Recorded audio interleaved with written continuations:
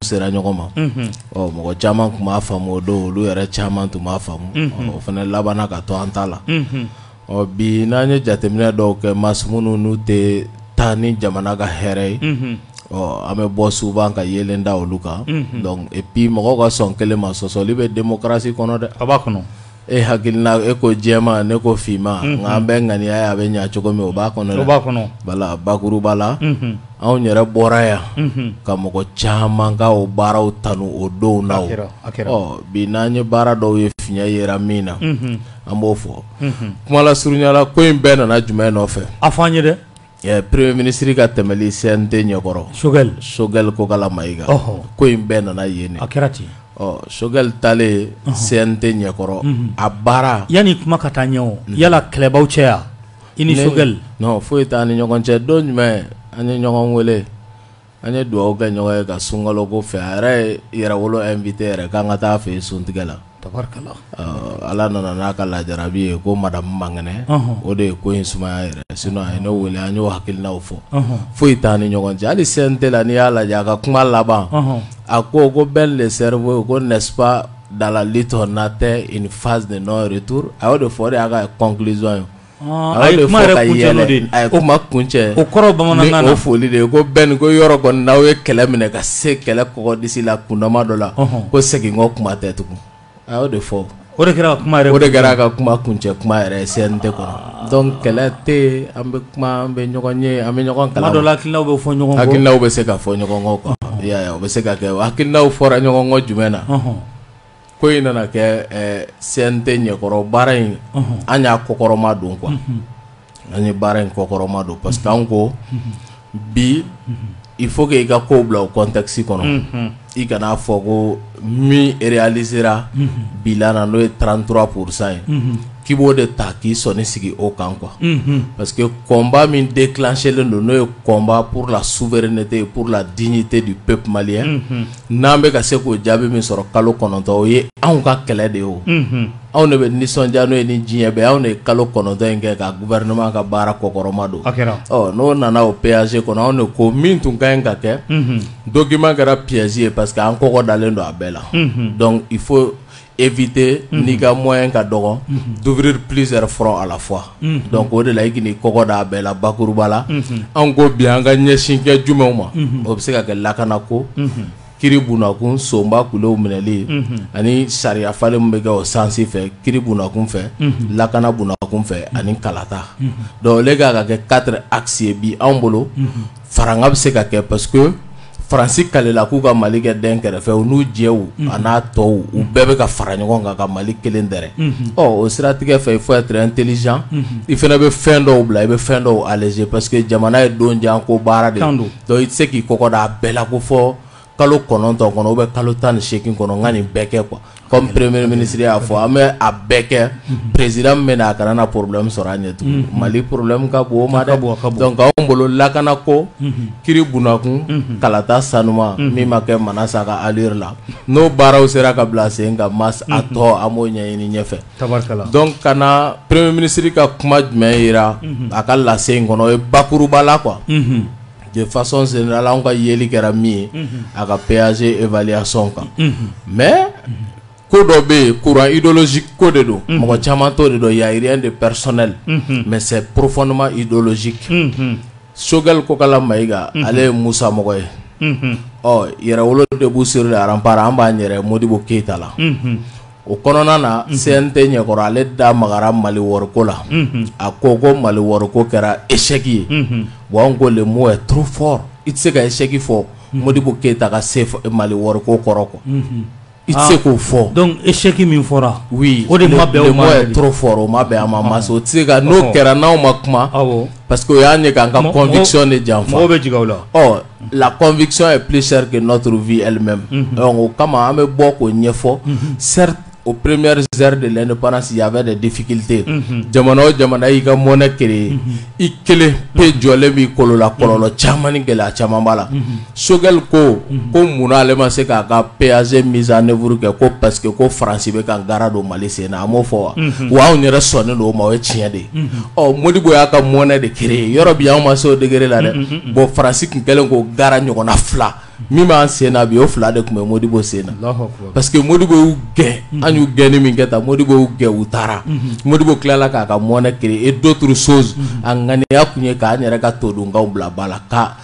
c'est-à-dire barajuru tigɛ ani Faransi ni ɲɔgɔn cɛ jɔnya juru bɛ tigɛ cogo di donc o kama gɛlɛya caman tun bɛ faramaliyɛn ko la o ye tiɲɛ ye mais dire que c'est un échec o tɛ tiɲɛ ye o de o mot girinyara dɔɔni o mot girinyara an y'o de fɔ n ko o min fɔra Musa Tarawele ka 23 ans fanga kɔnɔ u y'o kuma sugu de fɔ Modibo ma u dɔw tun b'a fɔ ko Modibo bɛ mun mɔgɔ tulu la dɔw tun bɛ Modibo Keyita wele ko Modibo le boucher pendant 23 ans u ye nin bɛɛ fɔ ko Modibo yɛrɛ tɛ seli ko a ka diinɛ ko man bon k'a tɛ diinɛ fɛ pour que dɔrɔn ka se ka cɛ mangoya ni Faransi ko a b'i kɛlɛ bi min fitinin b'an bolo dɛ o belebeleba de tun bɛ Modibo Keyita kan bi dun Mali ye kunnama dɔ sɔrɔ Mali kun wulitɔla de don ka jɔ Modibo kɛlen k'u gɛn hali u ka araye u taatɔ ka b'u ka kan na u tɛ ka hali planche berew bɔ wa Modibo kɛlen k'u gɛn u taatɔ u ye hali araye wuli donc pour dire que nous que Faransi k'u b'i kɛlɛ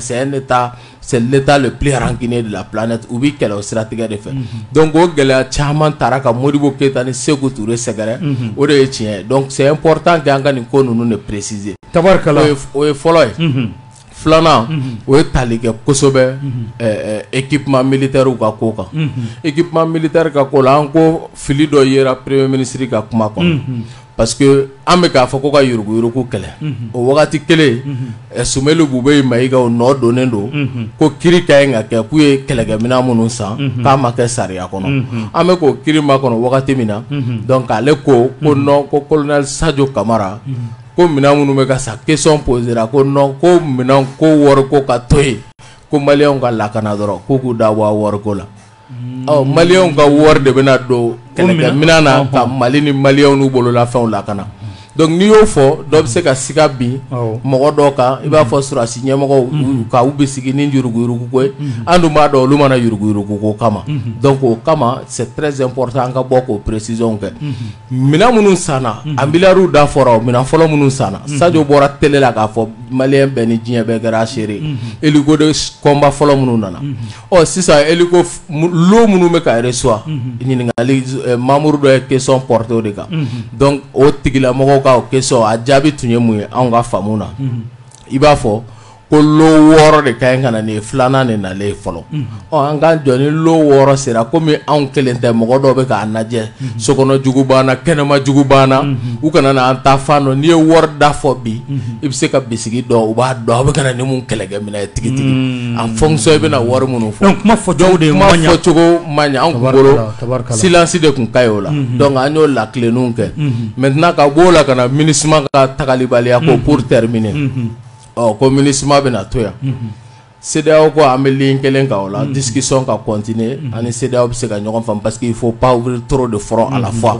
voilà i b'a sɔrɔ i bɛ se dɔgɔnin 3 jɔlen i bɛ se u bɛɛ kelen kelen na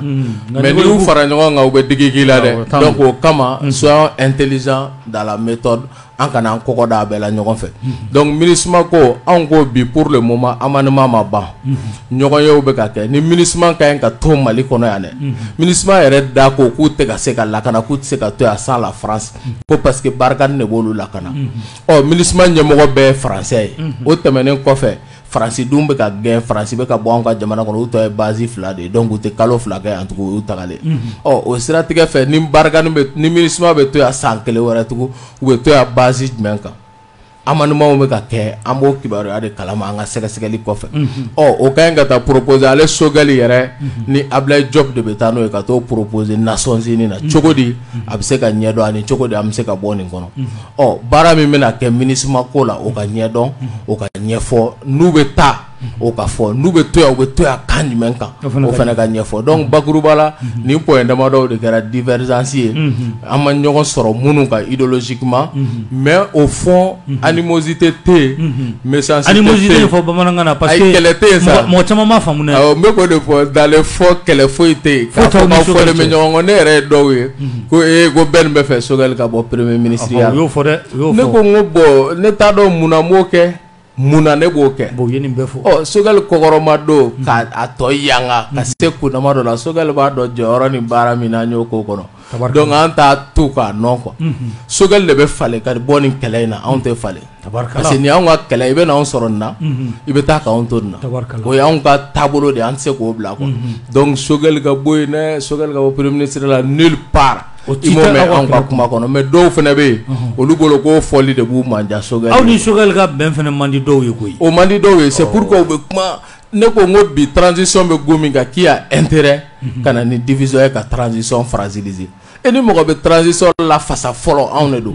anw yɛrɛ ka tila ka kɛ mɔgɔ fɔlɔ ye k'o la firi o tɛ kodɔn baara ye dɛ mas mais n'an ye fiɲɛ dɔw ye o fiɲɛw fɔlen o ye courant idéologique ko de ye quoi an t'an man k'o kan ko parce que an b'a kɔnɔ mɔgɔw ka se k'o yɔrɔ dɔrɔn de faamu et ensuite dɔw fana bɛ tasuma tulu gɛlɛn tasuma kan an yɛrɛ de b'a ka kɛlɛ parce que pour o ye poids lourd ba fila mana se ɲɔgɔn ma M5 contre yɛrɛ wolo donc olu b'u sago sɔrɔ transition la mais ni Ala sɔnna o tɛ kɛ quoi donc c'est pourquoi an ɲɛ bɛ vidéo yɛrɛ la réseaux sociaux ka mɛ bɔ kuma la n'o de ye mɔgɔ caman bɛ ka ping pong kɛ dɔw bɛ bɔ olu ye yɛrɛ wolo kanubagaw ye olu bɛ ka bɔ ka kuma dɔw fana bɛ bɔ olu ye M5 kanubagaw olu bɛ ka bɔ ka kuma ne bolo an bɛɛ k'an tigɛ di ɲɔgɔn ma quoi on est condamné de rester ensemble c'est des petits détails il faut pas que ninnu k'an diviser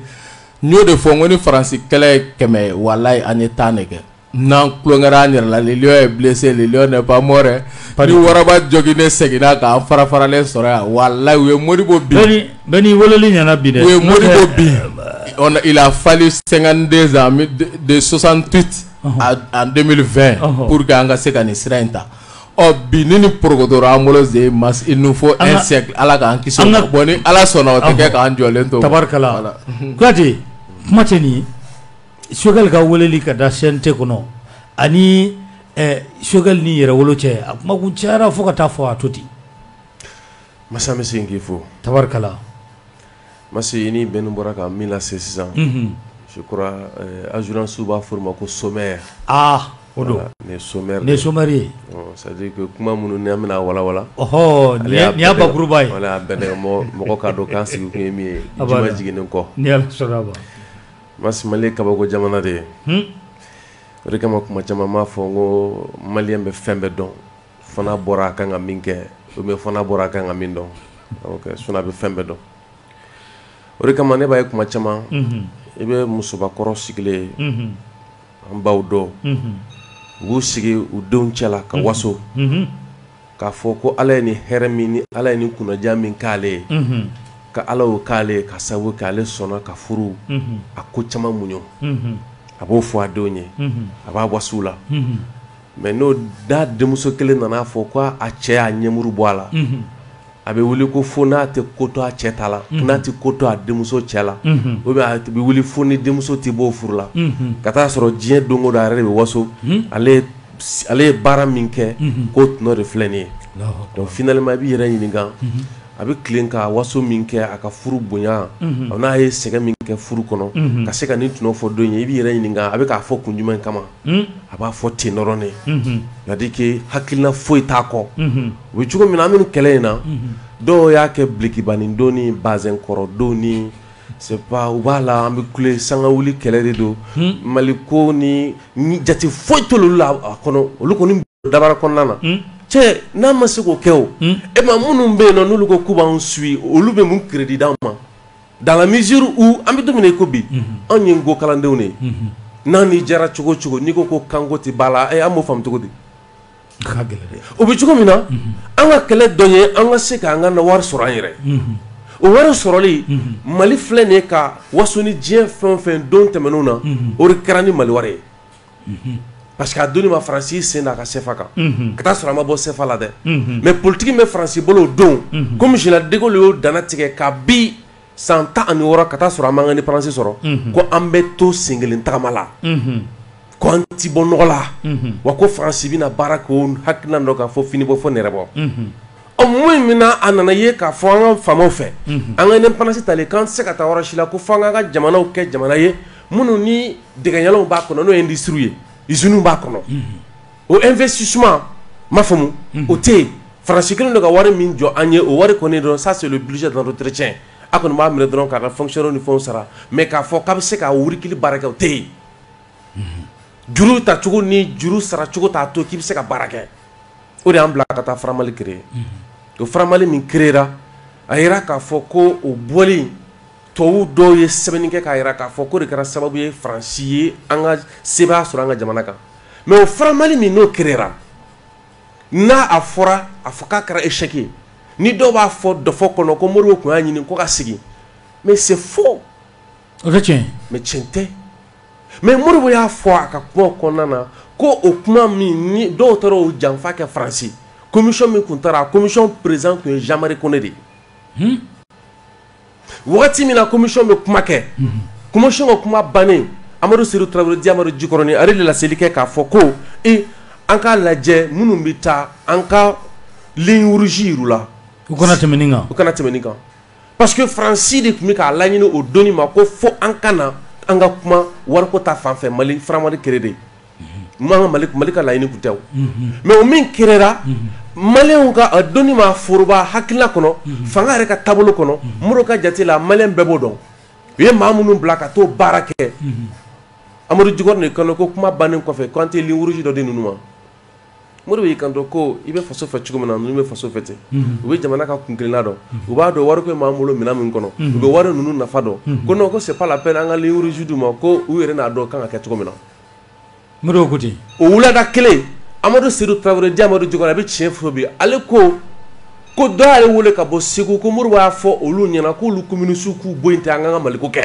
Allahu akbar ale sola ka don Modibo kan k'a fɔ Modibo Keyita ɲɛna ko n ye kuma dɔ kuntigɛ ye i m'a faamu mais n ye kibaruya dɔ sɔrɔ ka bɔ Segu o b'a yira k'a fɔ minnu bɛ yen n'u bɛna taa nin ciwale kɛ fɛn bɛɛ ta kɛ Faransi la u bɛ janfa de kɔnɔ o don y'a sɔrɔ o kuma bɛ fɔ wagati min na o ni pankuru ka taa ni ninnu ye o man jan ɲɔgɔn na donc a ko ma se ka lakuru bilen mais u taara u ye mun kɛ u taara kuma ɲɔgɔnya kɛ u nana ni rapport ye a fɔ o ma ko rapport de négociation o rapport de négociation kɔnɔna na a page min bɛ yen n'o ye page 29 ye a yɛrɛla k'a fɔ ko o bɔlen don a la ah oui fɛn bɛ tali kɛ Idriss Sorili n'ale tun ye Somexi directeur ale de fɔlɔ a ye général Sékou tila k'a fɔ ko effectivement ko bɔra yen u ka fɔ la a donni ma Modibo bɔlen o kɛnɛ kan a taara Moribabugu dɔgɔkun kelen de kɛ yen dimi ma a mana Bamakɔ donc Modibo y'a fɔ de senfɛ ko nin kɛra muru turuli ale kɔ la donc o kumaw kɛra histoire o bila o defo kɔnɔ mais laɲini tun ye jumɛn ye o page 29 kɔnɔ k'a kun sɛbɛnnen don ko Mali bɛna segin san 5 ka na a bɛ fɔ ma ko Faransi ka wari in kɔnɔ ye la seule monnaie coloniale en activité n'o wari min filɛ an bolo k'o dun nin ye la seule kun filanan kun ye jumɛn ye ko o san 5 kɔfɛ tugun ko franc an bɛna franc CFA min dun ko o bɛna dévaluer an ka faramali bɛna dévaluer à 50%. Donc ni dɔrɔmɛ kelen bɛ mɔgɔ min bolo a bɛ kɛ dɔrɔmɛ ni dɔrɔmɛ fila b'i bolo a bɛ kɛ dɔrɔmɛ kelen ni dɔrɔmɛ tan b'i bolo a bɛ kɛ dɔrɔmɛ 5 ye mais o kun ka kɛ san 5 de Modibo de kanto ko komi nin ko in kɛra nin cogo la an y'o tiɲɛ min sɔrɔ ko an k'an datugu labɛn ka kɛ an ka san kelen embargo subi san kelen embargo an k'o ɲɛsigi parce que n'an m'o ɲɛsigi an bɛna ale min kɛ ka Faransi contourner nin ko in na a bɛ fɛɛrɛ bɛɛ kɛ ka embargo jigin an kan donc o fɛɛrɛ kun tigɛlen don Mali État fɛ ka bɛn 1969 ma donc yan'o ɲɔgɔn cɛ janfa ye Modibo sɔrɔ en 68 ka se ka Modibo ka fanga bin donc Modibo ka fanga bin'o kɔnɔ sisan de bɛɛ bɛ ka kule k'a fɔ ko Modibo ye de y'a ɲini k'a fɔ hali b'a mɛn Musa Mara ninnu mɔgɔ caman b'a fɔ mais parce que Amadou Djikɔrɔni kuma dɔ de fɔ ko n'i ma enquête sociale kɛ tu n'as pas droit à la parole enquête sociale o mun ye kuyate fɛn min kɛra an ni ɲɔgɔn cɛ sigi kɔnɔ an ka ɲɛnamaya kɔnɔna na ka wuli ka sɛgɛsɛgɛli kɛ Masi bɛ mun don a la Ben le Serbe bɛ mun don a la Umaru Cɛfin bɛ mun don a la ka kibaruyaw bɛɛ fara ɲɔgɔn kan ko n'o kɛ wagati min na o wagati de i bɛ se ka kuma bawo n'i ma kuma o wagati i ka kuma bɛna kɛ tiɲɛni de ye donc an b'o min kɔnɔ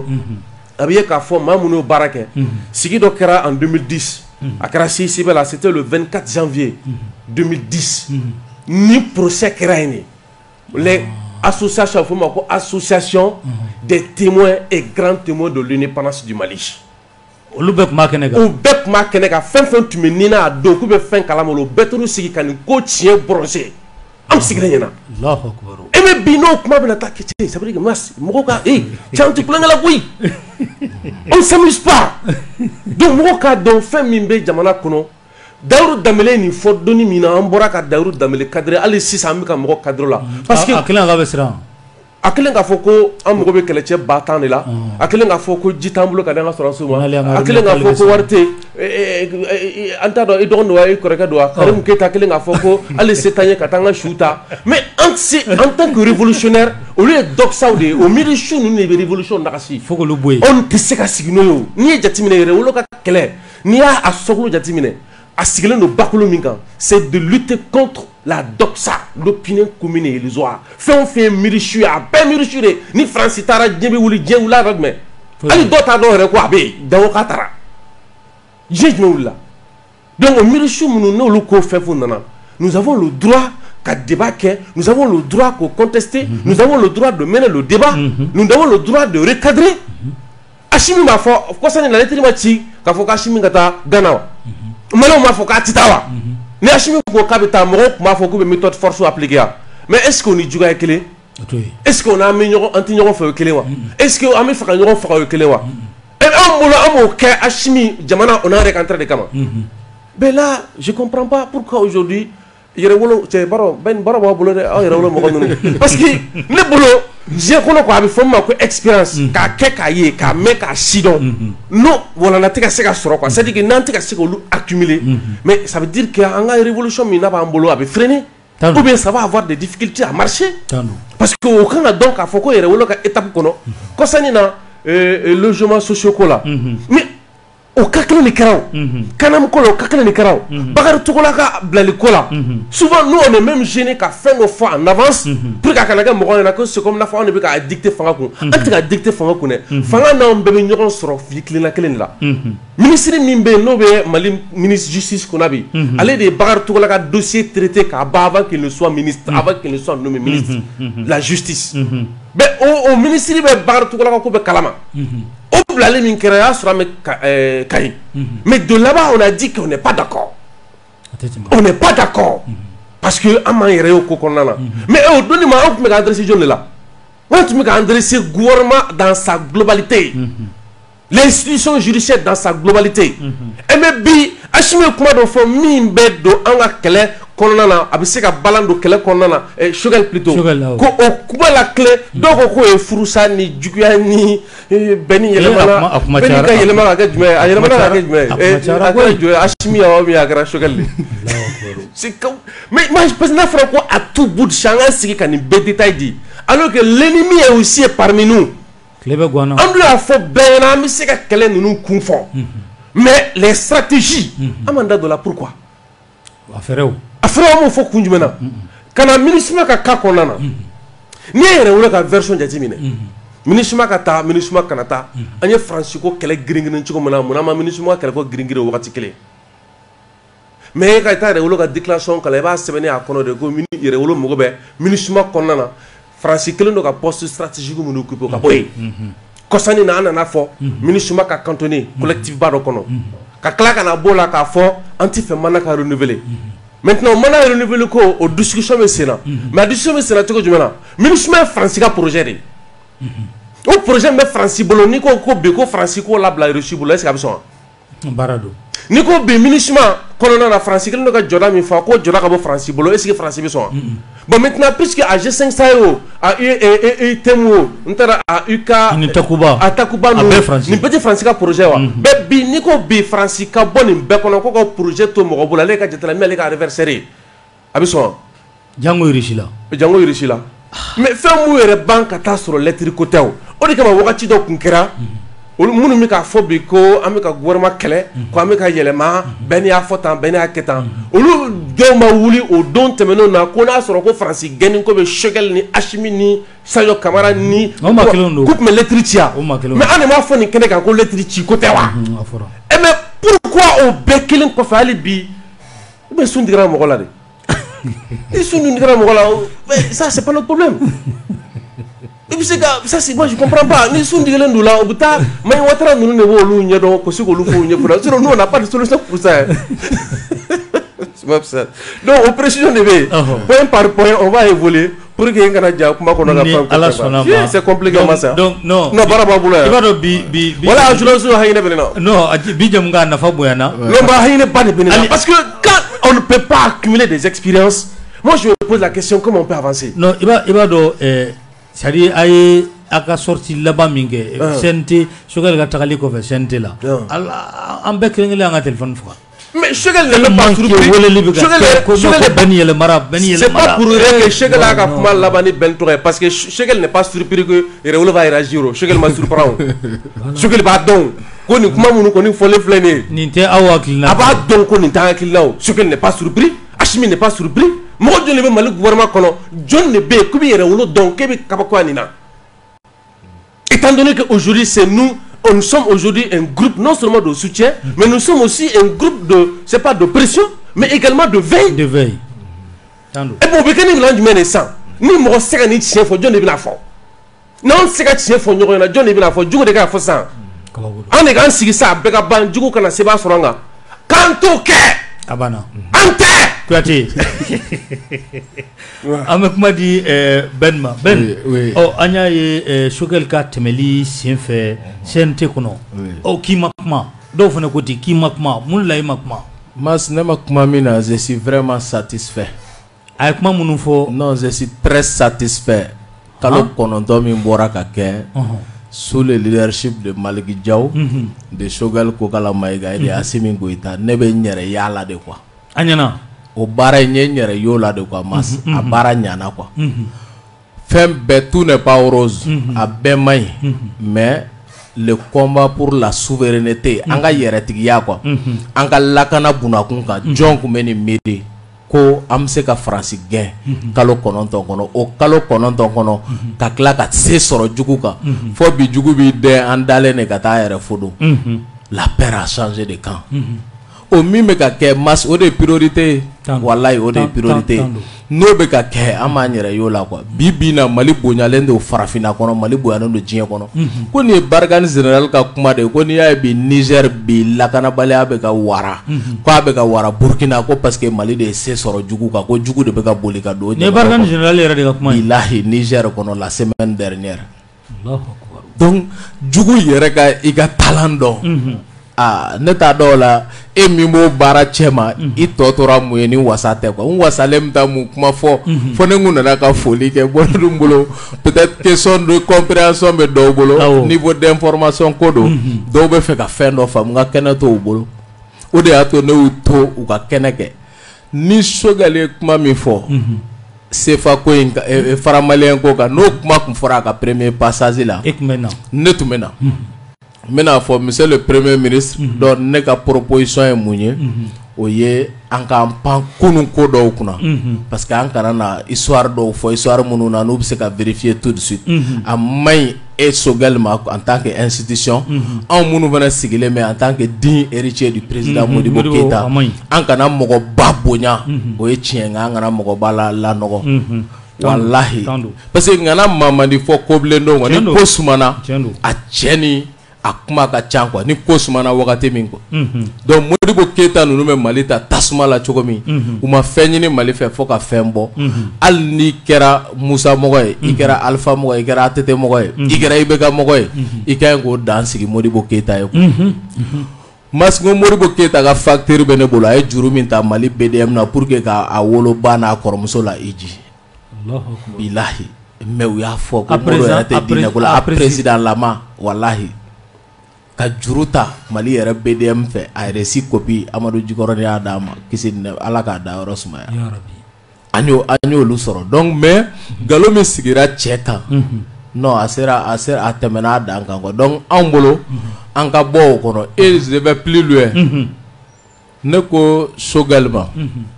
e cɛkɔrɔba ye I ye politique mɔgɔ ye I bɛ fɛɛrɛ caman dɔn politique sira fɛ kuma sira fɛ I bɛ se ko caman na o kɛra an fila de dɛ aw fila ni ɲɔgɔn cɛ ngo ne bolo I ni Assimi mana to ɲɔgɔn bolo a ka ca Ala fɛ Mali bɛ se ka ba caman kɛ quoi nin ko in na ne ni Choguel y'o kuma fɔ ngo o ka di ne I ni Assimi ka to ɲɔgɔn bolo pour que an bɛ se ka yɔrɔ jan kɛ parce que e tɔ man jan bɔda la mais anw bɛ daminɛ na an ka dio ka ɲi quoi a génération fila ka ɲi expérience bɛ yan fɛ détermination ni vivacité ni rigueur bɛ yan fɛ u bɛ ɲɔgɔn dafa ngo aka fɛn bɛɛ kɛ parce que a bɛ ne ɲininka o il me consulte n'a ne fɛrɛ la a b'a fɔ i hakilina ye mun ye baara ta oui i hakilina ye mun ye baara ta cogo kan i yɛrɛ bolo an ka ɲi ka mun kɛ an bɛ se ka mun kɛ ne bɛ n hakilina di ne ko i ni Asimi ka ɲɔgɔn minɛ Asimi i ka ɲɛmɔgɔ ye to Asimi kɔ aw kana fɔ ɲɔgɔn kɔ fɔlɔ filanan n'i ye Musa mɔgɔ ye ne ye Modibo mɔgɔ ye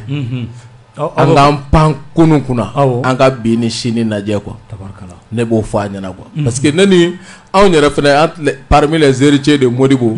olu fɛnɛ ka kuma ye mun ye ko Ben héritier de Modibo Keita Sidiki héritier de Modibo Keita ils sont en train de supporter l'héritier de Moussa Traoré qui a renversé Modibo Keita anw b'a fɔ olu ye de quoi kunun ko ye y'an ka lajɛ sa an k'an pan ko dɔ kunna de ka mɔgɔya kɛ les détails nous divisent tandis que l'essentiel nous condamne d'être ensemble an ka se ka ko dɔw recadrer mais k'a ɲɛsin essentiel ma walayi an bɛ nin kɛlɛ kɛ fɔ san 50 Modibo m'a kɛ san 8 Faransi ma segin k'a firi anw ye nin kɛlɛ daminɛ kalo 9 an ma se yɔrɔ la yɛrɛ fɔlɔ an bɛ ka se sɔrɔ Faransi kan n'an dara ka sunɔgɔ comme Sidiki y'a fɔ si on ne veille pas n'an ma kɛ vigilance ye ka vigilance sigi Faransi mana segin k'a minɛ Zema sa an b'a fɔ n'an y'a dɔn donc anw bolo o kumaw bɛ dugu ma an ni Sogɛl ni ɲɔgɔn cɛ an ka Modibo lagosi to yen anw fɛnɛ b'an yɛrɛ minɛ Musa ko la mais an b'a dɔn jamana cili daminɛna Musa la mais an b'an yɛrɛ minɛ o kuma la parce que démocrate minnu nana ko démocrate do k'u nana ka Musa ka fanga fiɲɛ lakile k'u tɛ kɔrɔlen fɛ fɔ kura ko kokajɛ olu ta kɛra tagafoloki ye ka jamana ci k'a filenkolo ci bi an n'olu de ɲɛsinnen bɛ ɲɔgɔn ma donc anw bolo o danger yɛrɛ b'an bɔ kɔ o ci b'an bɔ kɔ on a trop de choses à fouetter ɲani an ka taa fɔ histoire kɔrɔlen kɔnɔ k'an bɛ taga wɔgɔbɛli kɛ wɔgɔbɛli minnu yɛrɛ fana bɛ se ka kɔrɔbɔ a nɔgɔnni na o sigiyɔrɔ la quoi donc voilà globalement anw ka hakilina kɛra min ye parce que min yɛrɛ ye ne yɛrɛ fana fɛngɛ mas e bɛ ka wele cogo min ne bɛ ka wele siɲɛ 10 o cogoya la parce que mɔgɔw ko k'olu jigi sigilen kɛlen k'a ye k'anw ni Sogɛl sera k'an pan ko dɔw kunna divergences bɛ on a si gommé sur les divergences pour faire face à l'essentiel k'an sera k'o kɛ an y'a lajɛ nafa jumɛn bɛ Sogɛl la nafa jumɛn bɛ yɛrɛwolo la an ka o de bila jamana ka nafa service la o de nafa hɛrɛ b'an bɛɛ kan ko an sera k'o min kɛ olu ye jigiya sɔrɔ Modibo Keita ka pionnier dɔ ye ne wele bi sanji 76 Danbele wallahi a bɛ kasi de la ko u y'a fɔ ale ye ko non ko Ben ni Sogɛl bɛ ɲɔgɔn na k'ale ko jigiya laban min tun bɛ Mali ko la ko nin y'o warole ma caman ye nin fɔ wallahi a y'a fɔ ne ko a ma n k'a m'a faamu n ko a ko kɛra tan ne y'a ɲɛfɔ ale yɛrɛ ma ala a ɲɛ sɔrɔ ko dɔ ye nin fɔ a ye dɔrɔn parce que i b'a dɔn ni mɔgɔw ye kuma mɛn a lakaletɔ u b'a bila minɛn wɛrɛ kɔnɔ donc o min kɛra ne ko a ma n ko bon n ko ne bɛ min fɔ ale ɲɛna wallahi an tɛ ɲɔgɔn na min kɛra n y'a ɲɛfɔ a ye ko sisan k'a y'a faamu k'a bɛna se ka taga misiri la quoi donc a hakili sigira mɔgɔ caman ye o kumaw de fɔ a ɲɛna donc il y a à quel point a ka ko bɛ mɔgɔw bolo je sais que beaucoup de gens comptent sur nous mas mɔgɔ dɔw sago fɛnɛ ye ko caman ye mais o tɛ sɔrɔ quoi mas wallahi jugu tɛ don yɔrɔ sɔrɔ mas an k'an tigɛ di ɲɔgɔn ma parce que a kɛra Sidiki y'a seereya kayi quoi mɔgɔw nan'u nin kalifa anw na quoi wallahi ko n'an ye Mali janfa k'an b'a mɛn k'u y'u yɛrɛ faga mas an t'o kɛ dɛ an t'o kɛ ko Assimi Goïta bɔra le 19 janvier 2022 k'a fɔ ko Mali armée créé ko san 61 ɲɛnajɛ an y'a fɔ foroba kɛnɛ ni fan bɛɛ n ko Assimi Goïta tariku ɲɛkɔrɔ nin tɛ Moussa Traoré ka mɔgɔw de y'a yɛlɛma Faransi gɛn don de ye le 20 janvier 1961 Mali armée créera le 1er octobre 1960 an y'o fɔ Assimi ye qui est le président de la transition ni Sogɛl fana y'o ɲɔgɔnna dɔ fɔ o bɛ fɔ sa o fɔli tɛ juguya ye quoi ou bien k'i ka bɔ yen quoi an fɛn fɛn ye risque ta ka se nin niveau la bi jɔn ni Sogɛl suspendé don Union européenne fɛ ɲɔgɔn fɛ n ko ne de don kɛlɛbajuguba b'an kan an yɛrɛ bɛ ɲɔgɔn kan a ma kɛ Umaru Koyita ka dɔnkili ko jugu b'an kan k'an m'an yɛrɛ kan ko n'an ma hinɛ ɲɔgɔn na k'an bɛ ɲɔgɔn faga fu an bɛ bi o jan kɔnɔ an bɛ taa min mais lakilenni o ye wajibi ye puis jamanadenw ka ɲi ka nin de kɛ jigiya ye wallahi minnu bɛ ka nin kɛ k'u bɛ dimi wallahi an b'a fɔ ni Assimi filila même plus fort que Sogɛl Assimi qui est le président c'est pas un soutien avec Watama Kelenga Haramuya anu ni ɲɔgɔn cɛ bilahi taalahi o de y'a to ni jɛgɛna an bɛ se k'a fɔ an y'an ka hɔrɔnya de minɛ quoi k'a fɔ ko ni transition in tɛ fɛn ɲini ye mais an de bɛ fɛn bɔ ka don a la wa an de b'a nin di et puis an ye san tan nin kɔ kɛ ko min ka waleya aw bɛ ka se k'o waleya anw de b'aw dɛmɛ o ka tila k'aw lakana mais u ye nin de kɛ dɛ i bɛ ka i ka ɲi i bɛ ka mande masa i bɛ ka binna k'u to a fasa dali la mais anw tile la o tɛ yen dɛ anw de bɛ na n'i ye wa anw de b'i kɔkɔrɔma don k'i dɛmɛ k'i protéger sokɔnɔ jugu ni kɛnɛma jugu la mais ni i yɛrɛ filɛ fili la o tɛ protège contre ton propre mal o de ye tiɲɛ i yɛrɛ kasara ka na se i yɛrɛ ma an b'a ɲɛfɔ peut-être mɔgɔ dɔw ye fɛn damadɔ jalaki n bɛ se k'o fɔ ka bɔ kuma la dɔw ko k'a fɔ cogo dɔw ko k'a fɔ yɔrɔ dɔw ko k'a fɔ baga ko nin de kɛra baasi ye ko sinon ko kuma yɛrɛ tɛ baasi ye ko n kun ka ɲi k'a fɔ CNT kɔnɔ or procédure parlementaire la ni premier ministre y'a ka deuxième intervention ka ban parce que CNT membres bɛ tɛmɛ 1 heure ka ɲininkali don premier ministre bɛna 1h30 ka ɲininkaliw jaabi premier kɔfɛ CNT membres bɛna wala a bɛ séance bɛ suspend an bɛna tugun CNT membres bɛ tɛmɛ 1 heure ka ɲininkali don premier ministre bɛna 1h30 ka ɲininkaliw jaabi n'o kɛra kuma tɛ mɔgɔ bolo bilen a ye ɲininkali a ye kuma in fɔ a ka kuma laban de kɔnɔ donc Diaw dɔrɔn de bɛ kuma en tant que président du CNT pour que ka séance wuli donc o la yɔrɔ ko u tɛ se ka n jalaki o la n taara fɔ yɛrɛwolo QG la parce que a kɛra cogo cogo an ye yɛrɛwolo de ye an b'o QG in kɔnɔ o de y'an se CNT in kɔnɔ donc an mana fɔ yɔrɔ o yɔrɔ ala bɛ sɔrɔ fan bɛɛ donc an y'a fɔ ye o ye kelen ye o ye fɔ yɔrɔ ko kuma ye u ko a fɔ cogo a n'a fɔ wagati ko parce que hali ni tiɲɛ b'i bolo ko dɔw la k'i mankan tɛ k'a fɔ wagati dɔw la ka kɛɲɛ ni gɛlɛya ni juguw sigilen bɛ k'a lajɛ cogo min ne ko n ko bon je suis d'accord o bɛ se ka kɛ tiɲɛ ye ko a n'a fɔ cogo fariɲana ko n y'a kɛ premier ministre kɛ nkalontigɛla ye or ne tɛ k'o fɔ ne tɛ k'o fɔ ko min bɛ ka da Modibo la Musa ka mɔgɔ ne bɛ Musa de ye quoi parce que olu sigira de 23 ans de pillage 23 ans de mensonge san 23 u bɛ ka nkalon da cɛba in na ko Modibo Keita u ye Modibo Keita minɛ sanji 9 a bɛ kaso la wolo u ko don o don k'u b'a kiri u yɛrɛ ko tiɲɛ na k'ale n'a ma kɛ hɔrɔn ye n'a ma kɛ silamɛ an ka kɛ hɔrɔn ye ko walayi a ma faso dɔrɔmɛ ta u ma se ka Modibo Keita kiri san 9 u labanna k'a empoisonné k'a faga a empoisonné u ko mort naturelle de l'ancien instituteur Modibo Keita ko école karamɔgɔ kɔrɔ ko ala ka wele sera a ma a ye président kɔrɔ empoisonné k'a faga o de kɛra ka cɛ ka tariku bɛɛ fɛ Alpha ninnu nalen ATT nalen olu de commencera ka Modibo bila a ka duraw kɔnɔ a ka ye comme ancien président mɔgɔ min ye Mali kumokun kari ka Mali di a ye nin bɛɛ kɛ Mali ye mais o kɔmasegin nin de kɛra Modibo Keita la cɛkɔrɔba dɔw b'a fɔ ko n'an ma Modibo yafa deli ko caman b'a kɔ donc mɔgɔw ye nin fɔ n ko n sɔnn'o fɛnɛ ma ko a fɔbaga ko ne kun mankan tɛ k'a fɔ ko ne ka ala to mɔgɔ wɛrɛ kun k'a fɔ ko parce que ne y'a fɔ dɔrɔn a bɛ bila minɛn dɔ kɔnɔ dɔw b'a bisigi est-ce que Asimi yɛrɛ ni Sogɛli tɛ ɲɔgɔn na wa dɔw b'a bisigi est-ce que n tɛ yɛrɛwolo yɛrɛ wulilen Sogɛli kama est-ce que n tɛ Sogɛli taatɔ ye donc mɔgɔw y'o de miiri an y'o bɛɛ fɔ n ko n'o kadiriyaw don tiɲɛ na an bɛ se k'o faamu an b'o bila minɛn kɔnɔ mais walayi o t'an ka ŋaniya ye k'a fɔ ko ka Sogɛli lagosi ou bien k'a buruja ou bien ko ka jamana firi ou bien ka mɔgɔw fara o t'an ka laɲini quoi an ka laɲini ye min ye o de ye nin ye ka tila masse tuguni k'an kanubagaw wele parce que an ɲɛ bɛ vidéo la réseau sanfɛ Sogɛli mɔgɔw M5 mɔgɔw Sidiki mɔgɔw Pape mɔgɔw Musa Jara mɔgɔw Bɛni mɔgɔw Funɛ mɔgɔw Basaro mɔgɔw olu fana ni yɛrɛwolo olu fana bɛ ping pong na réseau kan an bɛ bɛɛ de wele bi émission ɲɛna koyi an bɛ bɛɛ de wele masse appel au calme an ka bi ta titre yɛrɛ fɔ adresse à la nation an ka kɛ appel au calme donc bɛɛ k'i calmer il y a pas de fait à la case on a recadré un certain nombre de choses maintenant calme down ça c'est derrière nous on avance pour le Mali kura an k'a lajɛ ni minnu man ɲi mais malidenw ka sɔn o ma dɛ an ni mɔgɔw bɛ jɛ solidarité oui mais an tɛ complicité kɔnɔ contre la patrie dɛ wala an bɛ tiɲɛ fɔ quoi donc ni min bɛ kɛ pour que maliyɛnw ka bila u ka hakɛ kɔnɔ tabarikala Kuyate an ye Sogɛli tagali ye bulonba kɔnɔ CNT yala ni a fɔra ma lafaamuyalen kunnafonidila an b'a fɔ ni fila bɛɛ fɛ ka hakili jagabɔ k'a kan mun de bɛ sɔrɔ ka fɔ yala a kun bɛ yan mun de ɲinikɛ bilen min kɛra dɔrɔn an bɛ min sɔrɔ bɔlɔn fɛ dɔrɔn an bɛ wuli ka tɛmɛ n'o ye tan don ka t'i yɛrɛ ci fara la k'i sigi quoi o la ma sere wolo kɔnɔ baaraw sinfoyanen dɔ de bɛnniw sigilen tun bɛ kɛnɛ min kan mɔgɔ de b'a fɔ a kɛnɛ in bɛ sigi nin don in a bɛ kɛ nin heure ye a bɛ wuli nin heure in karisa ni karisa de bɛ kuma bon n'aw bɛ kuma volo filɛ a bɛ kɛ ten de ayi o tɛ bɛn nin bolo o tɛ Musa Jara bolo o tɛ Sidiki Kuyate bolo o tɛ i tɛ yɛrɛ wolo porte-parole principal dɔn ko o bɛ minnu bolo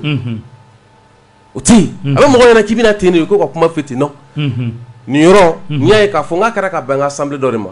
o assemblée sen fɛ yɔrɔ minnu yɛrɛ kun ma don hali lasigi kɔnɔ CNT fɛ divers kɔnɔna na nin kuma de nana bɔ o kuma minnu bɔra o bɛ recadrer hali CNT kuma tɛ o G5 Sahel ni fɛn kirikara kun tɛ CNT kuma ye o don min na a bɛ taa ka bɛn ninnu b'a fɔ u ka péage don min na a bɛ t'o fɔ o kuma est ce que fɛn kun bɛ yan fɛn kuma yumako kuma ni c'est pas fɛn jumɛn kun b'a kɔnɔ ye bɔbɔliko kuma jumɛn kun b'o la ye donc an bɛ min kɔnɔ sisan kabi Choguel ma taa le lundi ne tun bɛ Sam Samabali ka plateau sanfɛ Sahel FM kan a don ni Malik Konate tun bɛ yen a don n y'a fɔ n ko a wele cogo in a ma ne diya Choguel welela cogo min na min kɔni kun ka di ne ye maa minnu bɛ yen n'olu talen don gouvernement kɔnɔ ni baara min kalifalen don min na o ka taa o k'a ɲɛfɔ min kɛra min ma kɛ gɛlɛya ye min ye o ka se k'o i ka mɛn ministre ma mais k'a fɔ ko Choguel kelen ka na ko question d'actualité a question d'actualité bɛ kɛ souvent Juvan Show ye ouais parce que maa caman kumana i b'a ye k'a fɔ baaraba minnu kɛra u y'olu kɛ n'a fɔ kobaw tɛ ka taa sɔrɔ jamana kɔnɔ kɛlɛw nana fara kɛlɛw kan wa kɛlɛ minnu don fana an kun sigilen don n'a ye olu baaraba minnu kɛra ni i ko an ka jamana kɔnɔ ko lakana dɔrɔn yɛrɛ wolo mɔgɔ bɛ e fana lajɛ e bɛ ka lakana kɔrɔkɛ mun de ye parce que n'i ye lakana dɔrɔn fɔ jamana in kɔnɔ yan c'est comme an ka jate la e tɛ jamana in dɔn quoi walima e tun bɛ ka jamana in kɛ dɔrɔn Bamakɔ quartier damadɔ dɔrɔn de i bɛ ka sɔrɔ ko min fɔ i bɛ ka jamana kɔnɔdenw ka taga sigi waleya minnu fɔ i bɛ ka jamana ka walankatali min fɔ ka se jamana kɔnɔdenw ma nin bɛɛ sirilen don lakana de la mais dugu minnu tun bɛ yen nɔ n'u mɔgɔw kun déplacera n'u kun tɛ ka se ka mɔni kɛ u kun tɛ ka se ka sɛnɛ kɛ dugu minnu kun bɛ yen nɔ ni mɔgɔw denmuso kun minɛlen don ka furu diyagoya la terroriste ma dɔrɔgutala ma maa minnu bɛ yen n'olu denko kun minɛlen don diyagoya la k'a ka marifa ta ka ci jamana na o kow bɛ ka ban fɛɛrɛ bɛ ka kɛ bi diɲɛ kɔnɔ fɛn dɔ bɛ yen nɔ maliyɛnw k'u hakili t'o la n'i y'a ye k'a fɔ ko an ka fanga bi a bonyanen don fanga bonyakun mɔgɔw caman t'a ta yɔrɔ dɔn c'est parce que a yɛrɛ de ko Mali fanga bɛ ka jɔ jɔyɔrɔ min na ko jamana kɔnɔdenw ka laɲini de don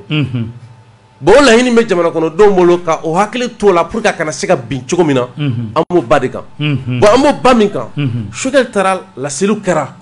gɛlɛya nana cogo min na o kɛra maintenant an tun galannen don yɔrɔ min na parce que fanga caman nana o fangaw la mɔgɔ bɛ se ka fɔ an ye ji dɔ sɔrɔ an ye kuran dɔ sɔrɔ an ye kɛnɛya fasugu dɔ sɔrɔ ka kalan fasugu dɔ sɔrɔ an n'an taa kalan sugu dɔn mais o bɛɛ kɛra an ka jamana in kɔnɔ yan mais o bɛɛ dɛsɛra ko gɛlɛnba min na ni mɔgɔ bɛ se k'a fɔ k'o de ye fanga caman dun n'o ye Amadu Tumani Ture ka fanga ye ka IBK ka fanga dun ka Bandaw ka fanga dun bi olu dɛsɛlen don o ko gɛlɛnba min na bi ni gouvernement de nana jɔ k'i ɲɛsin o ma hali n'a sɔrɔ o gouvernement kɔnɔ mɔgɔ dɔw bɛ gouvernement in fana kɔnɔna na olu yɛrɛ fana bɛ n'a fɔ senkɔrɔ olu c'est à dire fɛn dɔw tɛ yen minnu bɛ yen ten u tɛ baara yɛrɛ la u tɛ papaga la gouvernement fana kɔnɔ o ko camanba bɛ yen o donc pratiquement mais o n'a ta ta an b'a dɔn k'a fɔ fɛn min n'an bɛ k'a ɲini sira min n'an b'a kan gunguru min tun bɛ sira in kan ou bien fɛn min tun kɛlen don balan gɛlɛn sira in taliko la o tun ye bi lakanako in ye o lakanako in kɛlɛ min fana farala kan fana o kɛra sababu ye a bɛ fɔ min ma an ni maa wɛrɛw diɲɛ gun kan minnu tun y'o de k'an teri ye o teriya olu ɲɛda yera k'a dɔn ko subagaw don ko tiɲɛnikɛlaw don an b'o kɛlɛ donc n'a fɔ guerre diplomatique o kelen kɔnɔna na a yera k'a fɔ n'i ye jateminɛ kɛ ko la maa minnu bɛ jateminɛ jamana min bɛ jateminɛ diɲɛ kɔnɔ k'olu ye jamanabaw ye seko senkoba b'u ye ka se ka kɛlɛcɛw ta o wagati kelen k'u lakɔgɔ o wagati kelen ka maramafɛn d'u ma o wagati kelen ka se ka sebaa sɔrɔ kɛlɛ kɔnɔ kɛlɛdɔnnabaw k'a ma ko armée min bɛ se k'o reçu diɲɛ kɔnɔ o man ca diɲɛ kɔnɔ bon n'a sɔrɔ bi Poutine bɛ kɛlɛ daminɛ wagati min na Ukraine a ye lettre ouverte dɔ bila diɲɛ kɔnɔ k'a fɔ ko sisan ko Russie kelen kɔ ka sɛbɛya sɔrɔ kɛlɛcɛw ka sira kan k'u bɛna wari ɲini daminɛ awɔ mɔgɔ ka taa Poutine ka lettre ouverte laban min kalan tabarikala o t'o kelen ye awɔ Corée du Nord an b'an labɛn ka taa sugu la an bɛ segin ka na ni Ala sɔnna a ma.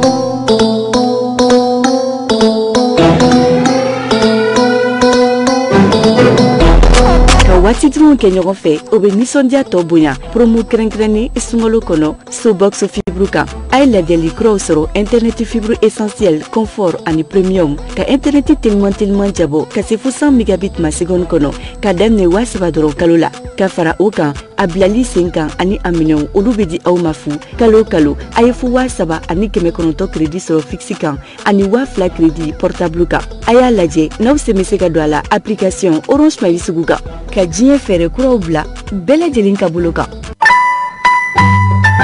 Orange. Sadio ni ma ɲama malo tɔ don wallahi e ta kala mako seli sera muso somɔgɔw de kan ka na fɛ solution foyi de tɛ bolo wallahi an bɛ jara i ta kaba ko k'i malo ka baramuso mɔgɔw to yen baramuso mɔgɔw ka seli n'an bolo don pagayi fan bɛɛ fɛ to kalama dugubila ka fisa ni laada wuli ye baramuso kun kan bɔra tuguni n'a ka nafɛn siyo man di ye ka seli nafɛn ko nɔgɔya tobilikɛlaw ma ka tila ka musaka bɔta dɔgɔya k'o kɛ ma baramuso ka ɲinan seli na aw makoɲa nafɛn de kelen bɛ ka siyo man di in fa tewu tewu seli na k'a sɔngɔ lagosi aw ye k'a kɛ sefa wari 1,000 dɔrɔn ye aw ka nɔgɔya kama ka baramuso pimanso si 400 ml bidon kelen k'a kɔnɔ baramuso mutardi baramuso tulu baramuso vinɛgiri a sel épicé a grillade en pâte n'a grillade en poudre super goût poulet super goût dagani super goût poisson a couscousman fana bɛ yen poivre o n'a ɲɔgɔnna caman wa waati n'a cogoya kama ka nin bɛɛ di aw ma sɔngɔ damatɛmɛ diya la sefa wari 1,000 dɔrɔn baramuso ka seli na sɔngɔ ko nɔgɔyara ka ban wa aw san bɛɛ Baramuso i ta i ka kow ye nin ye ko kura ye gabugu kɔnɔ nɔgɔya kura kɔni baramuso ye grillade en pâte ni grillade en poudre bɔ fɔlɔ n'i tun b'i ka sogo marine jango seli donyaw fɛ a ko tun ka can foyi tun ka vinɛgiri san mutardi poivre jaba layi naji ni o na ɲɔgɔnna nafɛn caman wɛrɛw waatiw dun ka gɛlɛn sisan baramuso ka grillade en pâte ni grillade en poudre nana nin bɛɛ lajɛlen de nɔgɔya ka don n'aw ye sogo marine o ka nɔgɔn kojugu e ka baramuso ka grillade en pâte walima grillade en poudre sifilɛ tan marinadi magoɲa nafɛnw bɛɛ ye ɲɔgɔn sɔrɔ ale kelen na ka foroko dafara dɔrɔn o y'i ka sogo marinelen ye ka ban baramuso ka grillade polaman bɛ yen wa forokolama fana bɛ yen wa nafa kelen mun bɛ grillade en pâte la aw b'o kelen sɔrɔ grillade en poudre la k'aw ka sogo jɛgɛ o ni nɛgɛmafɛn wɛrɛw marine ka sɔrɔ aw ma musaka caman bɔ ngo tobiliko la nɔgɔya fura o bɛ baramuso kelen pe de bolo Baramuso i ta i ka kow ye رمضان يا رمضان يا نفحة الرحمن رمضان يا رمضان شهر جود وغفران ka bɛn ni laharumakalo belebele ye n'o ye sunkalo kalo ye sarita min kelen don ka promo bala bɛɛ aw ye ka programme ɲɛnama bɔ ka tila k'o di sɔngɔ nɔgɔ la a y'aw yɛrɛ abonné kalo kelen a bɛ tila ka labanna ka tile 15 buke k'o fulama sɔrɔ ka fara aw kun n'a y'a abonné buke smart la o yɛrɛ abonnement kalo kelen kɔnɔ o ye dɔrɔmɛ 900 dɔrɔn de ye awɔ dɔrɔmɛ 900 o bɛ tila ka labanna ka tile 15 buke super k'o fara aw kun n'a y'a abonné buke super la o yɛrɛ abonnement kalo kelen kɔnɔ o ye 1,800 ye o bɛ tila ka labanna sarita min ka chaîne bɛɛ lajɛlen u b'o di aw ma tile 15 n'a y'aw yɛrɛ abonné san kelen buke super la 1,800 o kuma kalo 6 sarita min ka chaîne bɛɛ lajɛlen a b'o lajɛ fu falaki nin bɛɛ lajɛlen kɔfɛ a ye waati duman kɛ n'a denw ye a ka denbaya kɔnɔ o kuma a y'u ka chaîne documentaire lajɛ dɛ wa a kana ɲinɛ dɛ min ye sinandulanci ye a kana ɲinɛ o ko habada min ye sarita min kan o kɔfɛ aw ka diinɛ laseli telesoba minnu b'an ka jamana kɔnɔ n'an ka mɔgɔ sɛni religieux o bɛ sɔrɔ sarita min kan o kuma an ka ɲɔgɔn sɔrɔ teliya la sarita min ka feereyɔrɔ la walima orange money sama money move money ani wave ne ko nin ko in tɛ damu ye wa ni sarita min ye k'an ka sunkalo kalo kelen jabɔ sarita m nɔgɔya damu ani bɛɛ sago awɔ bɛɛ sago nin promoba in bɛ ban ka bɛn ni avril kalo tile 30 Sana Univers Tonya Lemu Sana Univers Oye boutique belebele asakuna marki bela jeleme soro yoro mina labɛn kota fanfɛ k'a daminɛ Blazer, Abacos, Gucci, Zara ani diɲɛ marki ba bɛɛ lajɛlen nin bɛɛ lajɛlen de bɛ sɔrɔ yen cɛlakaw ka Blazer, costume, pantalon super 100 ka taa se chemise ma 100% coton musolakaw ka robuden markiw robe turki ani abayaw ka taa se hijabu ma parfum dagabanaw ani bijoux de markiw nin bɛɛ lajɛlen de bɛ sɔrɔ yen Sana Univers u filɛ nin ye Bamakɔ kura immeuble penduru la ka ɲɛsin Malitel dama sanga an'a ka waati bɛɛ yɔrɔ ɲɛmaaba n'o ye Madame Mariko Fanta Konate a bɛ t'i kɔnkɔn fa Turki, Dubai ka taa se Chine ma nin dagabanaw la aw ka labɛn kama wa u ka nɛgɛjuru sira 77 02 02 03 walima 83 83 69 83 Sana Univers Marki Blomba de do Marki Blomba de do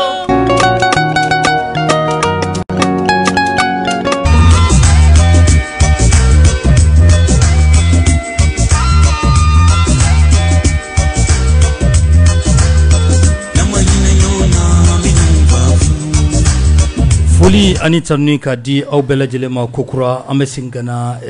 kumaso o kɔnɔna la kuyate kuma tun bɛ e bolo ka kɛ ni Choguel ka tɛmɛli ye CNT kɔnɔ an y'a bila yɔrɔnin min na an b'a ta ye net Mas n'i ye Choguel ka kuma lajɛ baara fɔlɔ min laɲinina n'o ye Mali ka se ka kunkɔrɔta sɔrɔ diɲɛ kɔnɔ n'o ye Mali ani malidenw ka se ka bonya diɲɛ kɔnɔ n'o ye Mali ka se ka a bɛ fɔ min ma kɛlɛ min bɛ ani jamana wɛrɛw ɲɔgɔn cɛ n'u kɛlen don k'a fɔ k'u bɛ janfa don an ma an ka se ka sebaya sɔrɔ kɔrɔ ni fo ka taa se an ka jamana kɛlɛcɛw labɛnni o n'u ka dusukura ta ka don kɛlɛ kɔnɔ o ni jamana kɔnɔdenw ka danaya sɔrɔ ka taa fanga yɔrɔ ka taa se fo an bɛ donni min iko bɛ yen an bɛ k'a jigiya k'a fɔ minisiri Kasɔgɛ bɛ ka lamaga dɔ kɛ pour que ka se ka jamana kiriko la kile ka taa se fo bɛɛ ma alhamdulillah o de kama yɛrɛwolo nana fɔ ko nin wagati laban kɛlɛw ka taa se fo Mali bɔli bolo la an bɛna bolo di ɲɔgɔn ma ka se ka kiriko la kile maintenant min bɛ se ka kɛ majɛ dɔɔni o de ye an mago bɛɛ usine kɔrɔba caman b'an ka jamana kɔnɔ Mali dɔrɔn tɛ CEDEAO peuple bɛɛ mago bɛ usine minnu na UNPP b'a la UCOMOS b'a la a ka ca donc olu usines partenaires minnu bɛ yen n'u bɛ se hali yɛrɛwolo ma ka dama kasi kɛ pour que an ka se ka sira d'u ma ka taa nin baaraw kɛ an bɛ fɛ gouvernement ka dayɛlɛ kɛ olu baaraw ka se ka sabati majɛ b'olu yɔrɔ ta fanfɛ sinon n'a bɔr'o la dabarajɛ caman bɛ yen c'est à dire que ni n ko dabarajɛ c'est que mɔgɔw dɔw bɛ kuma ten papa da bɛɛ ye jakumanin da ye si dɔrɔn de b'a la fo papaga foyi t'u da u tun b'an kɔrɔ yan ni nin ɲininiw fɛ u dɛsɛra k'o de kɛ bi u kan mɛn k'u bɛ n'u jɔ ka min kɛ dɔrɔn u ye Bɛnɛ nin fɔ Choguel nin fɔ Asame solution foyi t'u bolo ko maa bɛ se k'i sinsin min kan ko nin bɛ se ka kɛ jamana bɔla ye yanni ka bɔ o kɔnɔna na masi kɛlɛ min n'a daminɛna CEDEAO ta fanfɛla fɛ i b'a dɔn CEDEAO fana bɛ ka jalaki bi Macky Sall kan k'o bɛ ka sariya sɔsɔ sariya jumɛn yɛrɛ Macky Sall fana bɛ n'u jaabi a bɛna fɔ ko a ye sariya de sɔsɔ a ye sariya min sɔsɔ a kan bɛ ko ne fana bɛ k'o sɔsɔ donc a bɛna ɲɛfɔ wagati min na an b'o virage laban na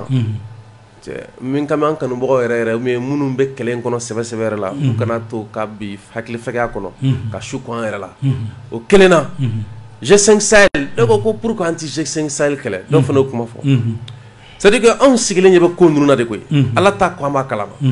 G5 Sahel président y'a bolo Burkina bolo a nana di Idriss Déby de ma Mahamad Idriss Déby a denkɛ fana ka mandat banna sisan a kan ka di Assimi Goïta de ma donc sisan Faransi min kɛlen don ka G5 Sahel sigi o ni Union européenne de kan bɛ ko tout sauf Assimi o dun kan ka conférence dɔ de kɛ n'a f'u ma k'u ka 8e conférence des chefs d'État ka se ka musakaw minnu kan ka don a la ka baara kɛ k'o sigi sen kan G5 Sahel sɔrɔdasiw fana bɛ kɔngɔ ni minɔgɔ la ka sababu kɛ o bloquelen don donc G5 Sahel anw tɛna bɔ tile kɔrɔ k'o kɛlɛ kɛ bilen parce que an b'a dɔn bi a bɛ jɔ o jɔlen don donc an ti mɔgɔw bila kɛlɛ fulaw donc an bɛ yɔrɔ min na i ko bi dɔrɔn min ɲininen don o de ye k'a fɔ baara ninnu kɔnɔna na komi n y'a fɔ tubabukan na dɔw ko kuma sɛgɛn bamanankan na min kɛra jaabi ka ɲɛsin Choguel ma yɛrɛ wolo fɛ a ma bali Choguel la dɛ Choguel b'a dɔn tigitigi ni da sera nin ma kuma bɛ kɛ wa a b'a dɔn minnu b'a kuma kɛ a ma bali Choguel la dɛ voilà tabarikala kuma bɛ de ok an bɛ kuma di Ben ma Ben dɔ ye bataki ci a ma k'i ko avril ko o b'a sɔrɔ terrain nana ko terrain ko kɛra cogo di voilà terrain ko o Choguel da maga o la CNT kɔnɔ c'est pourquoi n yɛrɛ ma segin tugun ka n da maga a la sinon n kun ye layidu ta n kun bɛ segin ka taa Kati 24 plateau kan ka ɲɛfɔli kɛ awɔ donc a don kɛra Kayi stade kɔnɔ ni Sidiki de kun taara meeting na avec d'autres camarades de Yɛrɛwolo an m'an profiter ka Yɛrɛwolo Kayi fo ani Yɛrɛwolo tɔnden bɛɛ ani sympathisants Kayi stade kɔnɔ an ye Basi Kulubali je crois an ye meeting kɛra yen donc meeting kɛra yen puisque souvent banfula fila bɛ ne kun na Yɛrɛwolo tɔnden y'a kunbɛn banfula bɛ n kun na ani CNT tɔnden an ye ministre des transports de ɲininka n'o ye Madina ye n ko a ma n ko terrain ko kisa bɛ di donc ale ye kibaruya min di ne ma n tilala k'a ɲininka n ko n bɛ se ka kibaruya in lase wa n ko parce que an bɛ meeting na Kayikaw ka hamiba don n k'an bɛ se k'a kibaruya lase wa ko an k'a lase ko président yɛrɛ ka instruction ferme don pour que terrain ka se ka wuli k'a hamina ko ba de don a y'a fɔ ale ye k'a gɛlɛya ma ko wa a bɛ wuli ka bɛn avril kɔnɔna ma o kɛra décembre janvier embargo in binna ka gɛrɛntɛ ta ka siri Mali jamana bɛɛ ka priorité bɛɛ yɛlɛmara à travers le plan de riposte gouvernement bɛ appel à mobilisation générale kɛ don min je crois c'était le 10 janvier o don priorité bɛɛ falenna CNT yɛrɛ budget caman minɛna la ka di défense ma donc budget caman je crois ministère foyi tɛ yen min budget dɔ ma tigɛ k'a fara défense kan pour ka se ka défense renforcer k'o kɛ priorité puisque non seulement ni minnu kun don olu bɛ ka taa an ka ɲi ka équipement san tout de suite Sidiki da magara min na c'est-à-dire ka recruter former équiper et gagner la guerre en même temps donc a baara mission fanga ka bon o y'a to baara bɛɛ falenna donc ko Madina tun bɛ yen o don CNT ɲɛkɔrɔ ye premier ministre dɔ y'a ɲininkali kɛ premier ministre la premier ministre ko madame le ministre des transports k'a tun y'a fɔ ko avril ko mais k'a bɛ a ɲini CNT mɔgɔw fɛ k'an ka yamaruya di a ma ko ɲani décembre 2022 cɛ ko ka kalo 8 ko k'o mɔnɔbɔ fara a kun a y'o laɲini kɛ Choguel yɛrɛ y'o fɔ CNT mɔgɔw ye tigɛrɛ fɔ parce que ko fɛn camanw yɛlɛmana donc ne bolo malien bɛɛ y'a kibaruya sɔrɔ diɲɛ bɛɛ y'a kibaruya sɔrɔ o kɛra seereya ye quoi donc o de kɛra terrain ko kisa ye dɔ fana ɲininkali wɛrɛ bɛ yan k'i ko ministre affaires u bɛ gouvernement kɔnɔ ko mun na k'i tɛ u tɔgɔ fɔ président ye ko yala ka u tɔgɔ fɔli ko yala o tɛ transition dɛmɛli dɔ ye wa voilà donc olu tɔgɔ fɔli o fɔcogo ɲumanba b'an bolo mas o fɔcogo ɲumanba b'an bolo an y'o fɔ fɛnɛ nka an ma tila sɛgɛsɛgɛliw la président olu bɛ ɲinɛ min kɔ président yɛrɛ y'a laɲini ka audit interne kɛ ministère bɛɛ kan kelen kelen k'a daminɛ primature la minnu bɛ sen na sisan yɛrɛ kosɛbɛ ni kalo kɔnɔntɔn a rapport bɛɛ bɛ président tigɛ kɔnɔ gouvernement falen bɛna kɛ o ni min bɔr'o la président dɔ y'a fɔ bɛɛ ayi no lamaga minnu bɛ sen na an b'a bisigiya kɔni a bɛ se ka kɛ taacogo min bɛ yen gouvernement falen bɛ se ka kɛ donc hali n'o y'a sɔrɔ mɔgɔ dɔw bɛ to u nɔ la mais dɔw bɛ se ka bɔ a la parce que Sidiki da sera a ma dɔw ye baara kɛ olu tanuna Mali bɛɛ olu ka baara ye an ɲɛ b'o la minnu fana ma baara kɛ parce que ni évaluation tɛ yen a bɛ kɛ favoritisme ni laxisme de ye quoi an t'o kɔnɔ quoi an tɛ se k'a fɔ ko IBK ka bɔ yen mɔgɔw ka sa an ka o wele la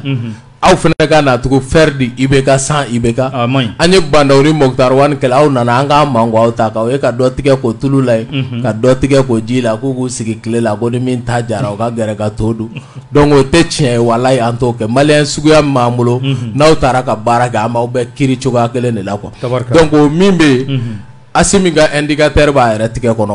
anw yɛrɛ fana ye min ye tugun k'a sɔrɔ an ta ma kɛ ni audit ye anw fana b'o lase a lase cogo la anw ma tila an ka enquête la hali bi mais recrutement minnu kɛra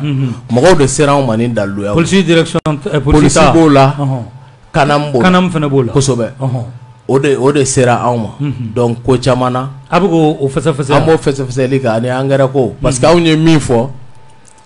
an b'an yɛrɛ vision marxiste léniniste min kɔnɔ o vision in na embargo binna Kiba ka Mali filɛ ni min ɲɔgɔnna la ka tila k'a juguya ni ye k'a kɛ blocus ye pendant 50 ans un demi siècle c'est pourquoi je dis an filɛ ka kɛlɛ min daminɛ wallahi san 50 kɛlɛ de don mas a bɛ mɛn sen o la ni mɔgɔw bɛ ɲɔgɔlɔnbɔ la quoi a yɛlɛma n'a tilen n'a diya n'a sigira u tɛ foyi kalama fɔlɔ u ma foyi faamu kɛlɛ ma daminɛ e fiɲɛ bɔra entraînement dɔrɔn ala a ma daminɛ wallahi kɛlɛ ma daminɛ an bɛna bɔ na sa an bɛ don après transition de kɔnɔ France y'a dɔn a ye tigɛ perdu kaba transition kan France bɛ ka fɛn fɛn labɛn transition kɔfɛ n ka président ka sigi pour que n ka segin ka na ninnu bɛɛ minɛ k'u don kaso la k'u minnu ka ɲi ka faga k'olu faga comme les Modibo Keita minnu bɛ don kaso la k'olu don comme les Laurent Gbagbo o wagati kelen an bɛ k'o labɛn an bɛ transition kɔfɛ taa labɛnni na o kɔfɛ an ka jamana bɛ lakana cogo di san 50 don cogo tɛ yen comme Che Guevara ni Fidel Castro y'a kɛ cogo min mais olu ɲɛsinna sɛnɛ de ma dɛ mas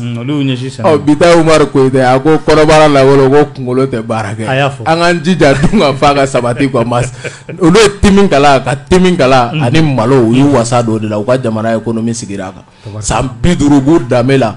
jamana kelen min bɛ n'olu n'o bɛ frontière la c'est-à-dire olu bɛ komi Gambie bɛ Sénégal cogo min u bɛ Sénégal kɔnɔ quoi donc Casamance bɛ an fɛ côté la Kiba fana bɛ ten de États-Unis bolo donc da bɛɛ sɔgɔlen don u ɲɛ fɛn tɛ don fɛn tɛ bɔ fɔ min b'aw yɛrɛ bolo aw ka jamana kɔnɔ mais ils ont résisté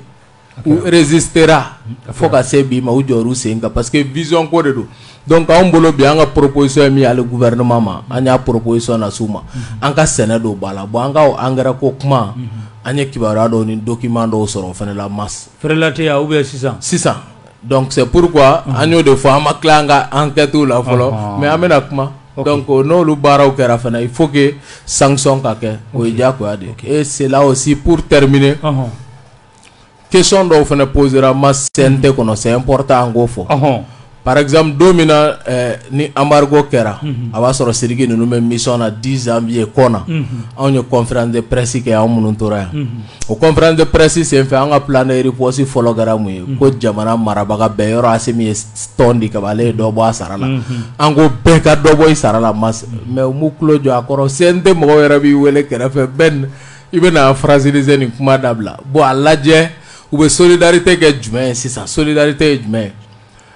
Modibo Keita ko le leader est le premier sacrifié et le dernier servi an b'a yɛrɛ y'o hakilina la ko ni tɔɔrɔ nana jamana ɲɛmɔgɔw de fɔlɔ bɛ jɔ tɔɔrɔ kɔrɔ ni damu nana e bɛ kɛ mɔgɔ laban ye k'i damu tɔɔrɔ nana fɛn ma bɔ e ka traitement na mais embargo bɛ ka kan kan jamanadenw bɛ ka sɛgɛn donc anw tɛ se k'o faamu quoi o de la hali ni mesure minnu filɛ nin ye tan an b'an profiter ka mɔgɔw labɔ a kalama parce que jugu dɛsɛlen ka fɛɛrɛ ka ca menace fɛn fɛn bɛ ka fɔ bi k'a bɛ Bamako yɔrɔ France ambassade u ye message ci u ka citoyen bɛɛ ma u ka journaux Jeune Afrique ni fɛnw bɛ k'a sɛbɛn sɛbɛn u ka page u ka fan bɛɛ u bɛ k'a bila ces menaces là il faut pas les négliger masse a bɛ se ka kɛ munna an ka n'u négliger parce que jugu dɛsɛtɔ a bolitɔ bɛ se k'a yɛrɛ fodon fan bɛɛ les grands carrefours rassemblement baw bɛ kɛ yɔrɔ min na masse c'est très important an k'a fɛngɛ institution na note dira mɔgɔw ma ka disposition ta masse ne yɛrɛ welela ko ka agent kelen bila ne kɔ ko pour question de sécurité ne k'u ma n ko peuple ka sécurité ne b'o de kɔnɔ walayi i welela ko ka sécurité dɔ di ne ma bɛɛ ni n'o ka kan bi o masse o tɛ ala de bɛ mɔgɔ lakana masse an bɛ nin min kɔnɔ wallahi an jɛlen don ani de kɔ ka kɛlɛ in kɛ masse o tɛ ko anw bɛna faveur dɔ ɲini a ka gɛlɛya anw k'an yɛrɛ ɲini ka jamanadenw to quoi sécurité tɛ e kɔ masse sécurité tɛ Sidiki kɔ ne bɛ ka min fɔ Sidiki bɛ k'o ɲɔgɔn kelen fɔ ne bɛ kɛlɛ kelen min kɔnɔ Sidiki b'o kelen kɔnɔ o ye anw t'o faamu quoi anw Modibo mɔgɔw t'o faamu anw b'a ye cogoya min na quoi masse jamana ɲɛmɔgɔ yɛrɛ ni tɔɔrɔ nana e de pere b'a ta donc o de la institution niveau la bi cité ministérielle wo CNT wo présidence wo vigilance doublé la et mɔgɔ minnu fana bɛ yen mɔgɔ dɔw ciblé don stratégiquement ka fɛn dɔw kɛ donc bɛɛ ka i yɛrɛ kɛ kunnafoni dila ye numéro vert bila la parce que armée ka véritable montée en puissance ennemi bɛ fɛ k'a saboter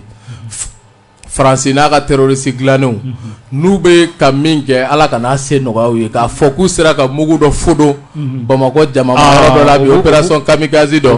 a bɛ fɔ k'aw b'a la aw ka armée bɛ ka monter à puissance ko Russiw nana k'aw bɛ ka centre minɛ aw bɛ ka taa frappe kɛ nord yɛrɛ kɔnɔ k'o même moment aw tɛ ka se ka Bamako lakana pour dire que ka Faransi dun to yan fɛn ma Bamako sɔrɔ donc u bɛ fɛ k'o baara de kɛ ko kibaruya cari o labɛn de b'u bolo kibaruya bɛɛ b'an ka jamana sanfɛ ɲɛmɔgɔw bolo u bɛ ka baara k'a kan donc an bɛ jamanadenw fana kunnafoni n'u ye sigana kow ye u ye sigana mɔgɔw ye bɛɛ jɔlen ka to sentinelle la pour que ka jamana lakana cogo min tabarikala Kuyate dogo ngi i ɲininka k'i ko k'an bɛ taa Kidal avril la ko munna k'an ma taa halisa ko Yɛrɛwolo kɔni ko munna k'aw ma taa voilà donc Masi ni m'o jaabi i b'a dɔn diɲɛlatigɛ la la seli quoi kɔlɔlɔba de b'a la komi nafaba de fɛnɛ b'a la tuma min na diɲɛ bɛɛ maliyɛnw dɔrɔn tɛ dɛ diɲɛ bɛɛ kelen don ka Mali lafasa ko parce que Mali kelen don k'i kɔkɔda mariyalaw ka kɛji wala n'a fɔ ma ko l'impérialisme o wagati kelen ni Mali gouvernement ɲɛmɔgɔ nana bɔ k'a fɔ ko kumaɲɔgɔnya b'a ni Faransi cɛ kuma fɔcogo b'a yira ka kɛ n'a fɔ kɛlɛ min ni mɔgɔw ɲɛ b'a la kɛlɛ tɛ yen a ka jugu jamana ma a ka jugu jamana kɔnɔdenw ma wa a ka jugu jamana ka kɛlɛ ma donc a lakilenni o diyagoya de ye n'i b'a kɔrɔ dɔn tuma min na a bɛ ka ye nin kalo yɛrɛ tile 25 ko haki ko sisan France 24 ni RFI u ka yamaruya gulonnen tɛ dɛ a bɔra yen de o tɛ yan a fɔra ten yɛrɛ de tuma min na a bɛ ka ye k'a fɔ sisan sɔni Faransi ni Mali sɔrɔsiw bɛ ɲini k'u kɛ ɲɔgɔn kan parce que an ka jamana sanfɛla n'o y'an ta ye o fɛnɛ tɛ ka labonya sariya minnu kan k'o labonya o tɛ ka labonya Faransi fɛ kan ka labanw dalen don sɔnni an bɛna an kɛ ɲɔgɔn kan o wagati kelen ni kuma fasugu dɔ fɔra masa an kan ka lakile n'o bɔra yen sisan tun kan k'a sɔrɔ an bɛ min kɔnɔ a fɔ ma ko audit de la nation masa o bɔra ni min ye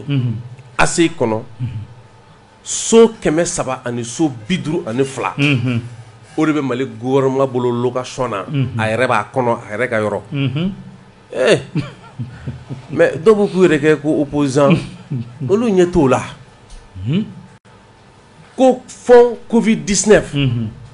a yɛrɛ ko wari min dira o wari la ko 100 jɔda k'i b'a jateminɛ 23 k'o de dira wa olu 23 fɛnɛ min dira maa ɲɛ t'o tɔnɔba la donc o fɛnɛ tɔba dalen do ye dɔw b'u k'u yɛrɛ wele ko opposant parce que i b'a dɔn ni mɔgɔw tɛ ɲinini kɛ finalement u ta kɛ baro ni baro de ye quoi ni chantier baw de bɛ yɛrɛ wolo kɔnɔ fo ka taa se an nana ye k'a fɔ jamana kɔnɔ gɛlɛya ye tiɲɛ yɛrɛ mais kiriko gɛlɛya nafoloko yɛrɛ ta sira fɛ mas a fanga ka bon kojugu c'est pourquoi fɛn bɛ tali kɛ le président gabonais Etienne Tshisekedi congolais congolais pour an b'a fo parce que ale ye magistrat 250 k'u ka taa jisuma feere la u ka t'u jɔ da la guide à la nema o de da la gerebe Tunisie fana y'a kɛ Tunisie o y'a ka conseil supérieur suspend mas n'a ma suspend a bɛ fɔ ma ko insécurité financière lakana tɛ an ka jamana sɔrɔko la bilen parce que tatigiya dɔgɔyara maa minnu ka patrimoine maa minnu ka sɔrɔ b'u bolo ça fait des années des demi-siècles décision de justice kelen bɛ wuli ka t'u ka yɔrɔ bɛɛ halaki n'i taara Jɛma mara Kayi mara n'i taara an ka dugu dɔw kɔnɔ hectare ba 50 ba 50 ni sɛnɛkɛyɔrɔ dama min datugulen don ni mɔgɔ tɛ ka se ka sɛnɛ kɛ n'a fɔ terroriste kelen don ka mɔgɔw bali sɛnɛ ni mɔni ni bagan mara la cogo min na an ka jamana sigidaw dɔ la décision de justice dɔw kun t'i ju tɛ minnu na olu kelen don ka mɔgɔ bali o sɛnɛ fɛn na ten nin bɛɛ de kun bɛ jamana kɔnɔ donc ni fɛrɛ ma kɛ ka lakile bi justice bɛ ka tiɲɛni min don Mali kɔnɔ a ka bɔ hakili ma Masu o bɔlen kɔ a yɛrɛ k'a fɔ k'i ka ɲininkali jaabi ministre Wage a dala k'o fɔ an ɲɛna ne yɛrɛ ɲɛna an ka taali dɔ senfɛ k'ale b'a dɔn ko accord ko in na ko ale ka ko man b'o yɛrɛ wolo mɔgɔw bolo awɔ c'est-à-dire que fɛn mɔgɔ bɛ ko kalama Mali kɔnɔ i bɛ fɛn o fɛn kɛ nin bɛ bɛn maliyɛnw ma ale tɛ bɛn maliyɛnw ma i b'a dɔn awɔ i b'a dɔn m'a faamu kumaw nana an ɲɛ b'a la k'a fɔ u bɛ ka fɛn dɔ sigi sen kan ko CACP CSP o sigira sen kan an ka jate ye min ye an bɛ don min i ko bi n'i ma marifa bila ni marifa b'i bolo ka balan don Mali taɲɛ fɛn o fɛn na i bɛ jate comme terroriste de an dun b'a dɔn nin ye dugutu dɔ de ye o dugutu fɛnɛ kɔnɔna na kibaruya b'an bolo k'a fɔ ni Mali armée ka avancer n'a sera niveau dɔ ma Kidal étape min la gɛlɛya a bɛna gɛlɛya parce que Kidalikaw cɛnnikɛla minnu bɛ yen u bɛna population kɛ kɔtɔrɔ ye information foyi tɛ yen wa Kidalikaw caman bɛ ka reproche k'an na ko ORTM tɛ passé Kidal oui a tɛ passé TMT tɛ passé c'est-à-dire que Massi tɛ kuma ye o tɛ passé olu b'a sɔrɔ sira minnu fɛ fana bɔra fɛn kan WhatsApp sɛbɛn fɛn ninnu sira fɛ sinon a tɛ passé donc u ka jate la an bɛ ka Kayi fɔ an bɛ ka Segu fɔ an bɛ ka diɲɛ fan bɛɛ fɔ mais Kidal ko kuma t'an da ka d'a sɔrɔ bɛɛ dun b'a dɔn priorité ye Kidal mais an b'a dɔn fɛnɛ yanni an ka se Kidal fɛnɛ fo fɛn dɔ fɛnɛ ka dafa yanni an bɛ sɔrɔ ye bon maintenant o kuma minnu bɛ ka fɔ o ni k'a yira cɛnnikɛlaw la k'a fɔ n'a bolo ko an ɲinɛ Kidal kɔ an natɔ don date min n'a fɔra ça c'est le 6 avril c'est pourquoi an y'a fɔ mɔgɔw ɲɛna kɛlɛ ninnu laɲini bɛ f'i ye quoi mais fɛɛrɛ tɛ f'i ye o de kama kɔsannin na Cɛbilen Daramɛ m'a dɔn ko ale tun bɛ agenda min kɔnɔ ko o janfa fagara fan kɔnɔ 6 avril ya Cɛbilen Daramɛ kɔsannin na mɔgɔw fara ɲɔgɔn kan le bilan de la démocratie le bilan de la rétrocratie wa ou bien t'as non mino ou bien je sais pas quoi démon de crash wa fɔ cogo dɔ la u nana ni fɛn dɔ y'an bolo mais an bɛ min kɔnɔ c'est o démocratie m'a faamu Cɛbilen kun ye min lase k'a fɔ ko sisan ko bawuli bɛna kɛ Kidal k'a timɛ ko le 6 avril mais ale t'a dɔn ko yɛrɛwolo kun tilala o baara la o laseli kun bɛ ka k'o hukumu de kɔnɔna na mais laɲini kun y'o de mais ni fɛn o sera ka sɔrɔ a la min bɛ kɛ sababu ye an ka se ka taa kɛ o kun ye dɔrɔn an kun bɛ fɛ ka taa 6 avril yɛrɛ de kun bɛ yen mais o kun ye bonus dɔrɔn de sinon laɲini kun ye u kun kɛlen bɛ ka provocation ni ko caman labɛn ka bɛn 6 avril Cɛbilen Daramɛ y'a fɔ a bɛ mɔgɔ ɲɛna ko kuma langansan na a b'a fɔ kuma langansan dɛ baaraw kun labɛnnen don ka se ka ko dɔ k'a kɔnɔ le 6 avril le 6 avril Cɛbilen Daramɛ y'a fɔli min kɛ u ye sigi dɔ kɛ kɔsannin na ko ka kuma démocratie ni fɛnw ɲɛ kan a ye kuma minnu fɔ Kidal ka anniversaire ko la k'a fɔ k'u bɛna Kidal anniversaire proclamer a kana kɛ mɔgɔ ɲɛna ko kuma gansan dɔ dɛ mais an tun bɛ ka laseli kɛ kuma bɛɛ min kama an b'a dɔn maintenant ni kɛlɛ kun sera ka kɛ sababu ye ko doni tun bɛ se ka kɛ fo an ka taa meeting kɔni kɛ yen bon o kɔni ye bonus de mais laɲini kun ye min ye dɔrɔn u filɛ k'o janjanjo min kɛ o bɛ se ka lajɔ cogo min na parce que an mugu t'o la et puis fɛnɛ u k'a dɔn k'a fɔ ko min bɛ sen na fɛnɛ faso jama a labɛnnen don wa wagati min fɔra Faransi ka service de renseignement mɔgɔw fɛ u ye ko n'a y'a kɔrɔbɔ k'a bɛ indépendance défilé kɛ ɲinan ko fɛn bɛɛ ni Alahu Taala cɛ Sadio Kamara n'a ka cɛ dɔw b'aw bombarder ko fɛn b'u bolo u b'aw bombarder k'u to Bamakɔ yan o de fɔra u b'aw gosi saraka foyi t'a la k'u to au plein cœur de Mopti kana siga la a fɔr'u ɲɛna wa u b'a dɔn k'a fɔ fɛn o de la a ko yɛrɛ bɔra a ma a ko bɛ jɔra sisan a ko yɛrɛ bɛ jɛlen don an ɲɛ b'a la u bɛ ka drapeau dilan sema sɛbɛnnen don mais Mali drapeau de b'a la non k'a bɔ a la non k'a bɔ a la dɛ k'a bɔ a la donc mais hali n'a t'aw ta Menaka yɛrɛ kun prévoilen don k'a fɔ k'an ka taa yen mais a fɔra an ɲɛna Menaka tagali la ko n'i bɛ fɛn o fɛn kɛ nin wagati ninnu kɔnɔ a fɔ nin fɛnɛ wagati olu ka période de soudure de tant que ni san ma commencer ka binni kɛ mɔgɔw tɛ segin ka na quoi parce que nin wagati mɔgɔw yɛrɛ kɛlen don ka taa fɛnw ɲini na quoi donc ko fo san nali de o de Menaka tagali bɔ a ma sinon Kidal ta kun ye communication stratégique de ka fɛn dɔ yira donc o fɛn kɔni an ka jate la an sera ka gan k'a la mais laɲini ye bɔli min ye an y'o fɔ mɔgɔw ɲɛna ko kɛlɛ kun de bɛ f'i ye mais a fɛrɛ bɛɛ ni kuma dɔ f'a ka kuma dɔ la peut-être ni san 50 tɛmɛna a ko minnu tɛmɛna ɲɔgɔn fɛ an bɛ sɔrɔ k'a bɛɛ sɛbɛn nin kun ye nin ye nin kun ye nin don ye quoi tabarikala merci beaucoup tabarikala Ben Faransi bɔra k'a fɔ ko nkalon dar'u la an communiqué min kɛra an ka gouvernement fɛ k'a fɔ k'u ka vol 50 ɲɔgɔnna de tɛmɛna an ka sankolo kan ka sɔrɔ yamaruya ma ɲini an fɛ ko olu kɔni k'u b'a kuma in nkalontigiya i bɛ mun sɔrɔ ka fɔ a la i bɛ mun kalama a la an bɛ min kalama a la bi in na Dieu merci Mali b'a ka espace aérien contrôlé minɛnw b'an bolo dans un passé récent Amadou Toumani Touré ka wagati air cocaïne ko kumaw de kun fɔ donc avion fale dɔrɔgu la kana jigi Mali kɔrɔn fɛ k'a yɛrɛ kɛ diɲɛ kɔnɔ mɔgɔ t'a jigi kuma dɔ i t'a wuli kuma dɔ i tɛ fɛn kalama la mais sisan an ni Irisiw ka tigɛ di ɲɔgɔn ma kɔnɔ Mali b'a ka sanfɛ kibaruya bɛɛ sɔrɔ à travers les satellites russes à travers aussi les radars minnu bɛ Mali ni Irisi yɛrɛ bolo a ka baara kɛ n'a ye parce que kɛlɛkɛminɛn minnu bɛ ka yira Mas o y'a 1/10 ne ye dɛ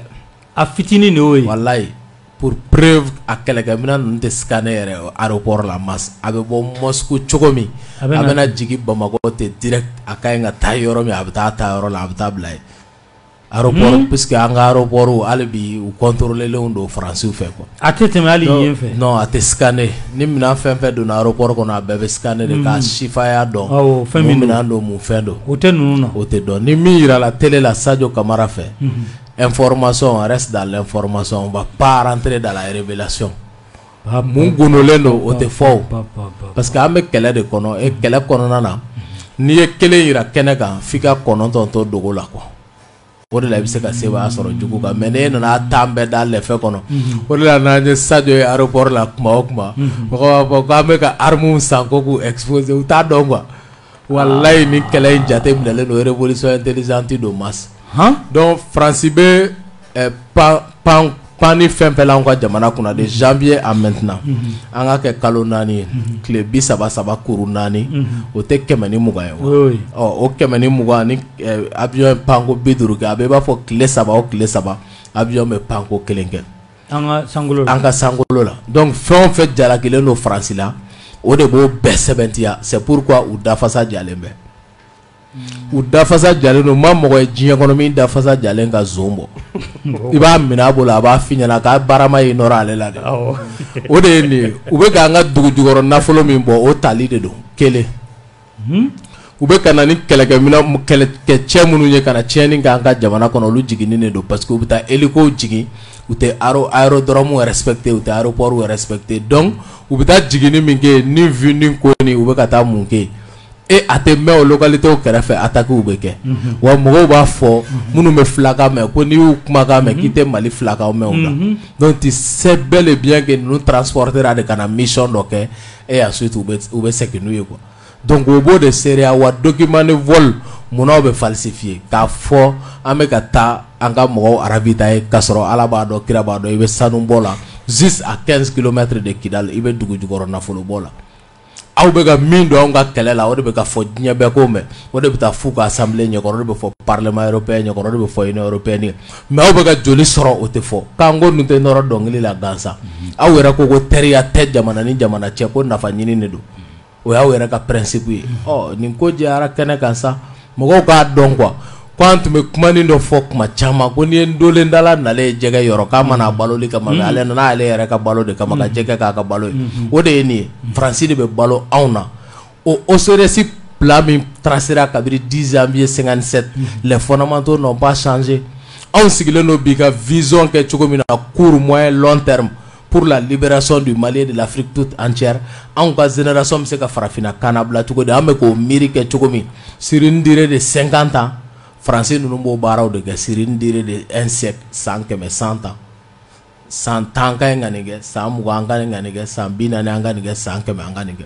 donc ni anw yɛrɛ y'a ye dɔrɔn plan quinquennal plan décennal i b'o de y'anw ka jamana kɔnɔ quoi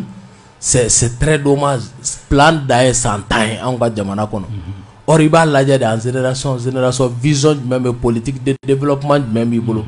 par rapport à tous les secteurs clés de la vie de la nation donc o baara minnu bɛ Faransi ma bɔ a kan o kɔnɔ o la u nana ni servali ye ko Mali ka bɛn o 10 janvier 2023 ma et 10 janvier 2013 ma donc ka tila ka continuer ka espace OCRS bɛɛ minɛ kelen à travers les G5 Sahel à travers Barkhane u bɛ bɛn sisan sisi ko Golfe de Guinée k'u bɛ ka taa yen wa don mu b'o fɔ k'u ye terroristes ka réunion kumakan de mɛn k'u bɛna taa don Côte d'Ivoire la ka taa don Cameroun na ka taa don Benin na Cameroun cɛkɔrɔba ko n ja ka sera ale bolila ka taa Vladimir Poutine fɛ yen Paul Biya fana taara Poutine fɛ kosɛbɛ ale taara Poutine fɛ yen il y a 10 jours u ye signature kɛ ale minnu ka lakana kalifa ale fana tigɛ di ɲɔgɔn ma ka ni Russie ɲɔgɔn cɛ lakana bunakun kan an y'a mɛn ko Bazoum fana bɛ ka taa dɛ Bazoum taara mais Bazoum ta in bɛ i b'a fɔ Dayiru ta ɲɔgɔn quoi i ka jamana kɔnɔdenw bɛ ka wuli quoi i bɛ ka bɛɛ b'a dɔn RICI de bɛ se ka mɔgɔw dɛmɛ terroriste kɛlɛ la ta papier nin dɔ signé n'u ye ko coopération ni b'i n'u cɛ san kɔnɔ i b'i ka surasi 15 50 100 bila ka taa former mais u tɛna occupation u tɛna troupe au sol k'i ka territoire kan u tɛna ni équipement ye o ɲɔgɔn de don Dayiru ka signature ɲɔgɔn donc o de don ka taa kɛ dɔrɔn k'i kunkolo kisi quoi parce que ni Niger population bɛ bɔ u b'a fɔ de Bazoum il faut suivre l'Assimi Mania a kɛ comme Assimi Goïta o de la ni Choguel ye kuma fɔ don min ko ani France bɛna sigi ka kuma n'an kuma bɔ k'a fɔ n'an kuma bɔ ka kuma in na tilema sa kɔlɔlɔ kun ka bɔ i b'a dɔn a kɔlɔlɔ fɔlɔ yera yɔrɔ min na Niger premier ministre o dugusɛjɛ filanan ale tun bɛ Niger wasabulon ɲɛkɔrɔ député tun ka ɲi k'a voter ko Mali la ko barikani bɛ ka bɔ yen k'u ka ɲi ka na bisimila Niger ko fasodenw ka représentant ye député ye aw sago ye a ka kɛ wa a kana kɛ o kɛnɛ ka ye i b'a dɔn premier ministre Nigeria ye argument min utiliser wallahi billahi talahi a ye Choguel ka kuma de ta ko aw bɛ ka Mali ladege ko Mali ko Mali yɛrɛ premier ministre m'a fɔ kunna sini ko ni France bɛna sigi ka kuma o de kɛra a ka mot ye wallahi pour que k'a fɔ bi bɛɛ bɛ ka Mali de kɛ misali ye an ka kuma ninnu quoi porte baw de b'u la o de y'a to hali mɔgɔw y'a fɔ ne fɛnɛ ko ni n y'a fɔ k'a bɛ bila minɛn dɔ kɔnɔ a bɛ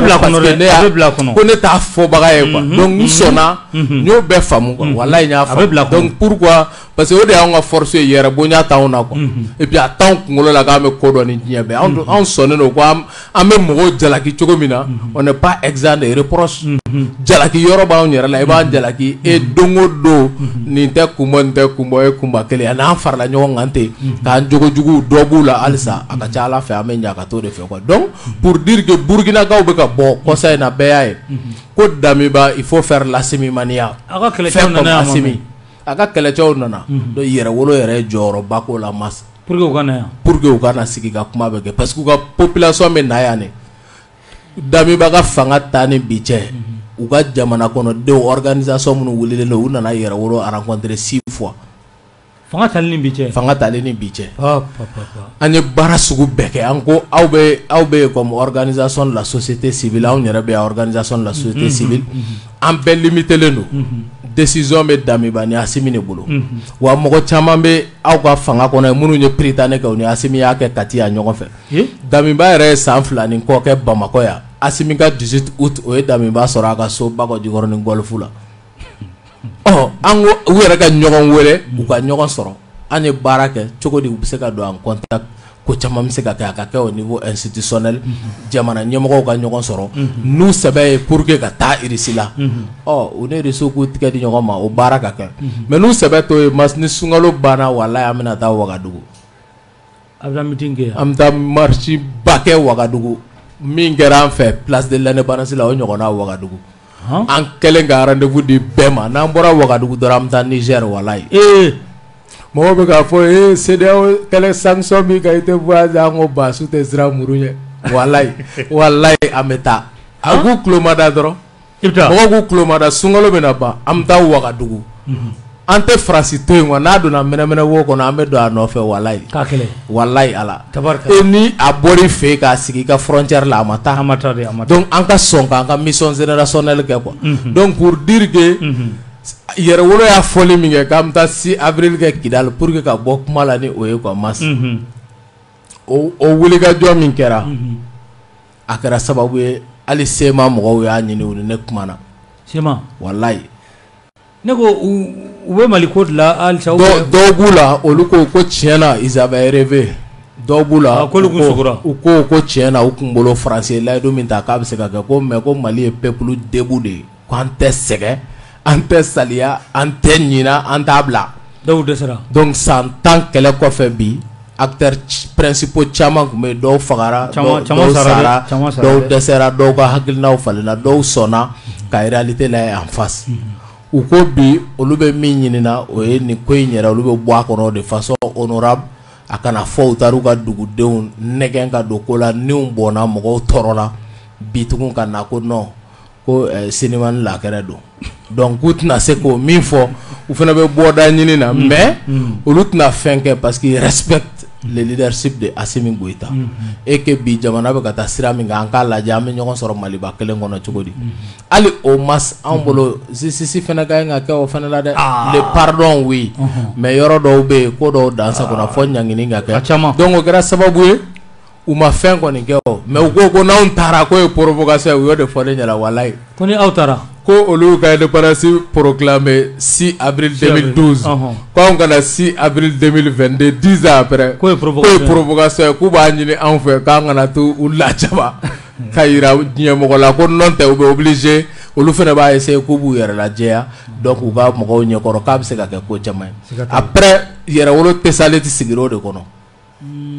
donc député kɔrɔ Aïssata Belko kosɛbɛ ale y'an wele ko comme Kidal raison do k'ale n'an ma taa Kidal ville k'an ka taa Kidal raison kɔnɔ k'ale b'an bisimila Tesaleti k'an ka taa k'an wele f'a ka so sira kɔrɔ Mɛgɛtana an n'a ye ɲɔgɔn ye ka fɛnw bɛɛ bila sen kan mais an yɛrɛ ko nin wagati la an k'a to fɔlɔ kow ka bila o minɛn kɔnɔ communication dɔ de kun do quoi on a dit souvent on sonne à gauche et on frappe à droite révolution intelligente la dɔ bɛ fɔ nka dɔ bɛ to pour que an bɛ se ka sebaaya sɔrɔ cogo tabarikala k'ate charnier ko kuma cayalen do bi dɛ mun bɛ se ka fɔ a la mas Choguel ye tɛmɛni min kɛ CNT kɔnɔ c'est à dire que n'i ye jateminɛ kɛ quoi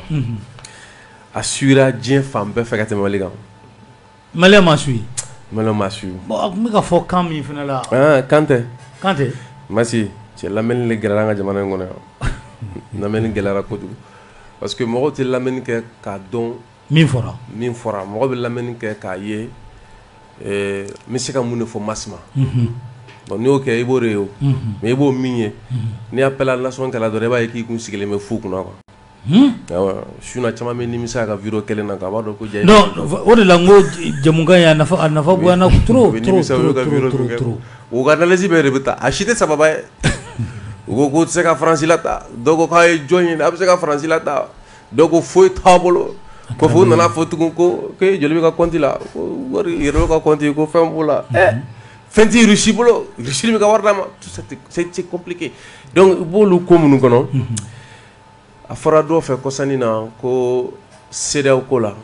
ni UEMOA ko la ko ni mɔgɔ min ko an ka b'o la k'o tigi fanaba bɛ nɛni maintenant ko ka Choguel fanaba a fɔra dɛ bon minnu y'o fɔ yɛrɛwolo don jumɛn yɛrɛwolo ko an ka bɔ CEDEAO la ou bien k'an ka bɔ UEMOA la don jumɛn parce que d'abord e ka lajɛ ma la Guinée Mali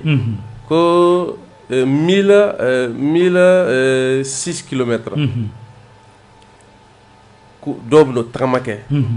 ka na pour que ka Mali kɔkɔrɔ don ka bɔ la Guinée ka na dɔw bɛ n'o taama ko o kɔkɔrɔ donni fana kun ye min ye Sékou Touré Sékou Touré tiɲɛtabagaw bɛ ka na Modibo tiɲɛtabagaw fo o baara de bɛ sen na a daminɛra k'a ka ɲi ka daminɛ a date bɛɛ b'a kan ko le 15 mai le 15 mai u bɛ wuli o la donc ko o fana laɲini ye min ye ko Laginɛ ni Mali ka se ka fara ɲɔgɔn kan donc n bɛ fɛ ka min fɔ yan yɔrɔ la yɛrɛwolo ye tɔn de ye tɔn min bɛ farafinna ka tilebanciya nɔfɛ an ka jamana kundɔnkili n'a fɔ ko IMU o b'o fɔ ko bɔkɔrɔ dɔn kɛlɛ kab'a ma se nin hakɛ ma an ni CEDEAO jamanadenw de y'a kɛ bi bɛɛ kelen don k'a ye k'a fɔ an ye garijɛgɛ min sɔrɔ olu tɔw m'o sɔrɔ sisan o kelen don ka Mali kɛ bɔlɔ de ye dɔw bɛna juru gulɔ min na bɔlɔ min na ka sama ka bɔ o wagati kelen na an y'a fɔ ni CEDEAO ye sanction ta CEDEAO ka sanction bɛna kɛ sababu ye CEDEAO ko fanga bɛ dɔgɔya a bɛ ci a cili kɔrɔ ye jumɛn a ye nin fɔ a mɛnna dɛ a cili kɔrɔ ye jumɛn ye c'est que minnu b'a kunna n'u ma se k'a bila minɛn kɔnɔ u ma se k'a bila ka baara la olu bɛ kɛ kɛrɛfɛdɛn ye o la a dɔ la an ka jamana kelen kelen ninnu kɔnɔ an na maaw sɔrɔ minnu bɛna se ka jɔ n'a fɔ an ka fangaw jɔlen filɛ cogo min na n'o kɛra o ye paba de ye an ka kɛlɛ la ka sababu kɛ an nana sɔrɔ o minɛn bɛ yen ka ban n m'a faamu ne ye jateminɛ kɛ an ma minɛn tiɲɛ o mais minnu lankolaya la o ni minnu bɔra o bɔ sira la an bɛ k'o de la tile o ni minnu kɔnɔfɛn bɔra a kɔnɔ k'u kɔnɔfɛn bila a kɔnɔ o de kama ne yɛrɛ wolo ka wuli ka jɔ fɛn fɛn jateminɛ i bɛna ye k'a fɔ k'a bɛɛ laɲini ye an bɛ se cogo jumɛn na ka ko bila min kɔnɔ o de kama i b'a sɔrɔ laɲini ninnu bɛɛ bɛ kɛ ka bɛn kumada dɔ de ma ni min ma kɛ ka bɛn 22 septembre ma o bɛ kɛ ka bɛn 20 janvier ma ou bien o bɛ kɛ ka bɛn 5 septembre ma jamana datibaw a bɛɛ kun ye ka se ka minɛnw minnu n'olu lankolonya la k'olu lafa minnu bɔr'o sira kan k'olu bila o sira kan donc o dɔ kan yɛrɛwolo ye mardi don an ye bɔli min kɛ o bɔli senfɛ a fɔra ko Francis Sɔnkɔrɔ ye génocide ne a dɔnnen don quoi bɛɛ bɛ l'empreinte du renard bɛɛ b'a dɔn sa min tɔgɔmasere ye min ye o dɔnnen don a kɛnɛ kan an ye Wuranda fo parce que Wuranda u ka ministre de la justice kabi août 2008 u ye laɲini kɛ ka sɛgɛsɛgɛli kɛ ka kiri wuli kiri nana yira k'a fɔ sisan ko Faransi responsable mɔgɔ 33 k'o de yera Wuranda silasa la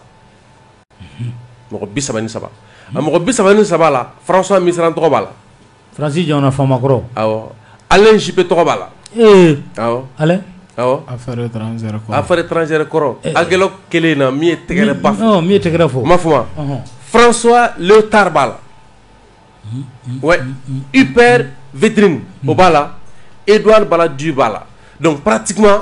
avant Fransi yɛrɛ kotigi bɛɛ b'a la pratiquement a bɛɛ de bɛɛ la minnu yera k'a fɔ ko Wanda min ni silasa kɛra k'u b'o baara kan o de kama kabi a fɔra ko Faransi bɛna taa kuma caman Kamara Bɛni tun b'a fɔ ka kuma na ko tabatɔ k'ale tɛ banakɔtaa ɲuman kɛ kabi a fɔra ko kanw bɛ ka labila an jɔrɔna ko kɛra jumɛn ye est-ce que bom a retardement dɔ tɛ ninnu bolo kan ninnu kɔnɔ wa est-ce que charia dɔ t'u bolo kan ninnu kɔnɔ mais à notre grande surprise an nana ye k'a fɔ wagati min na a bɛ ye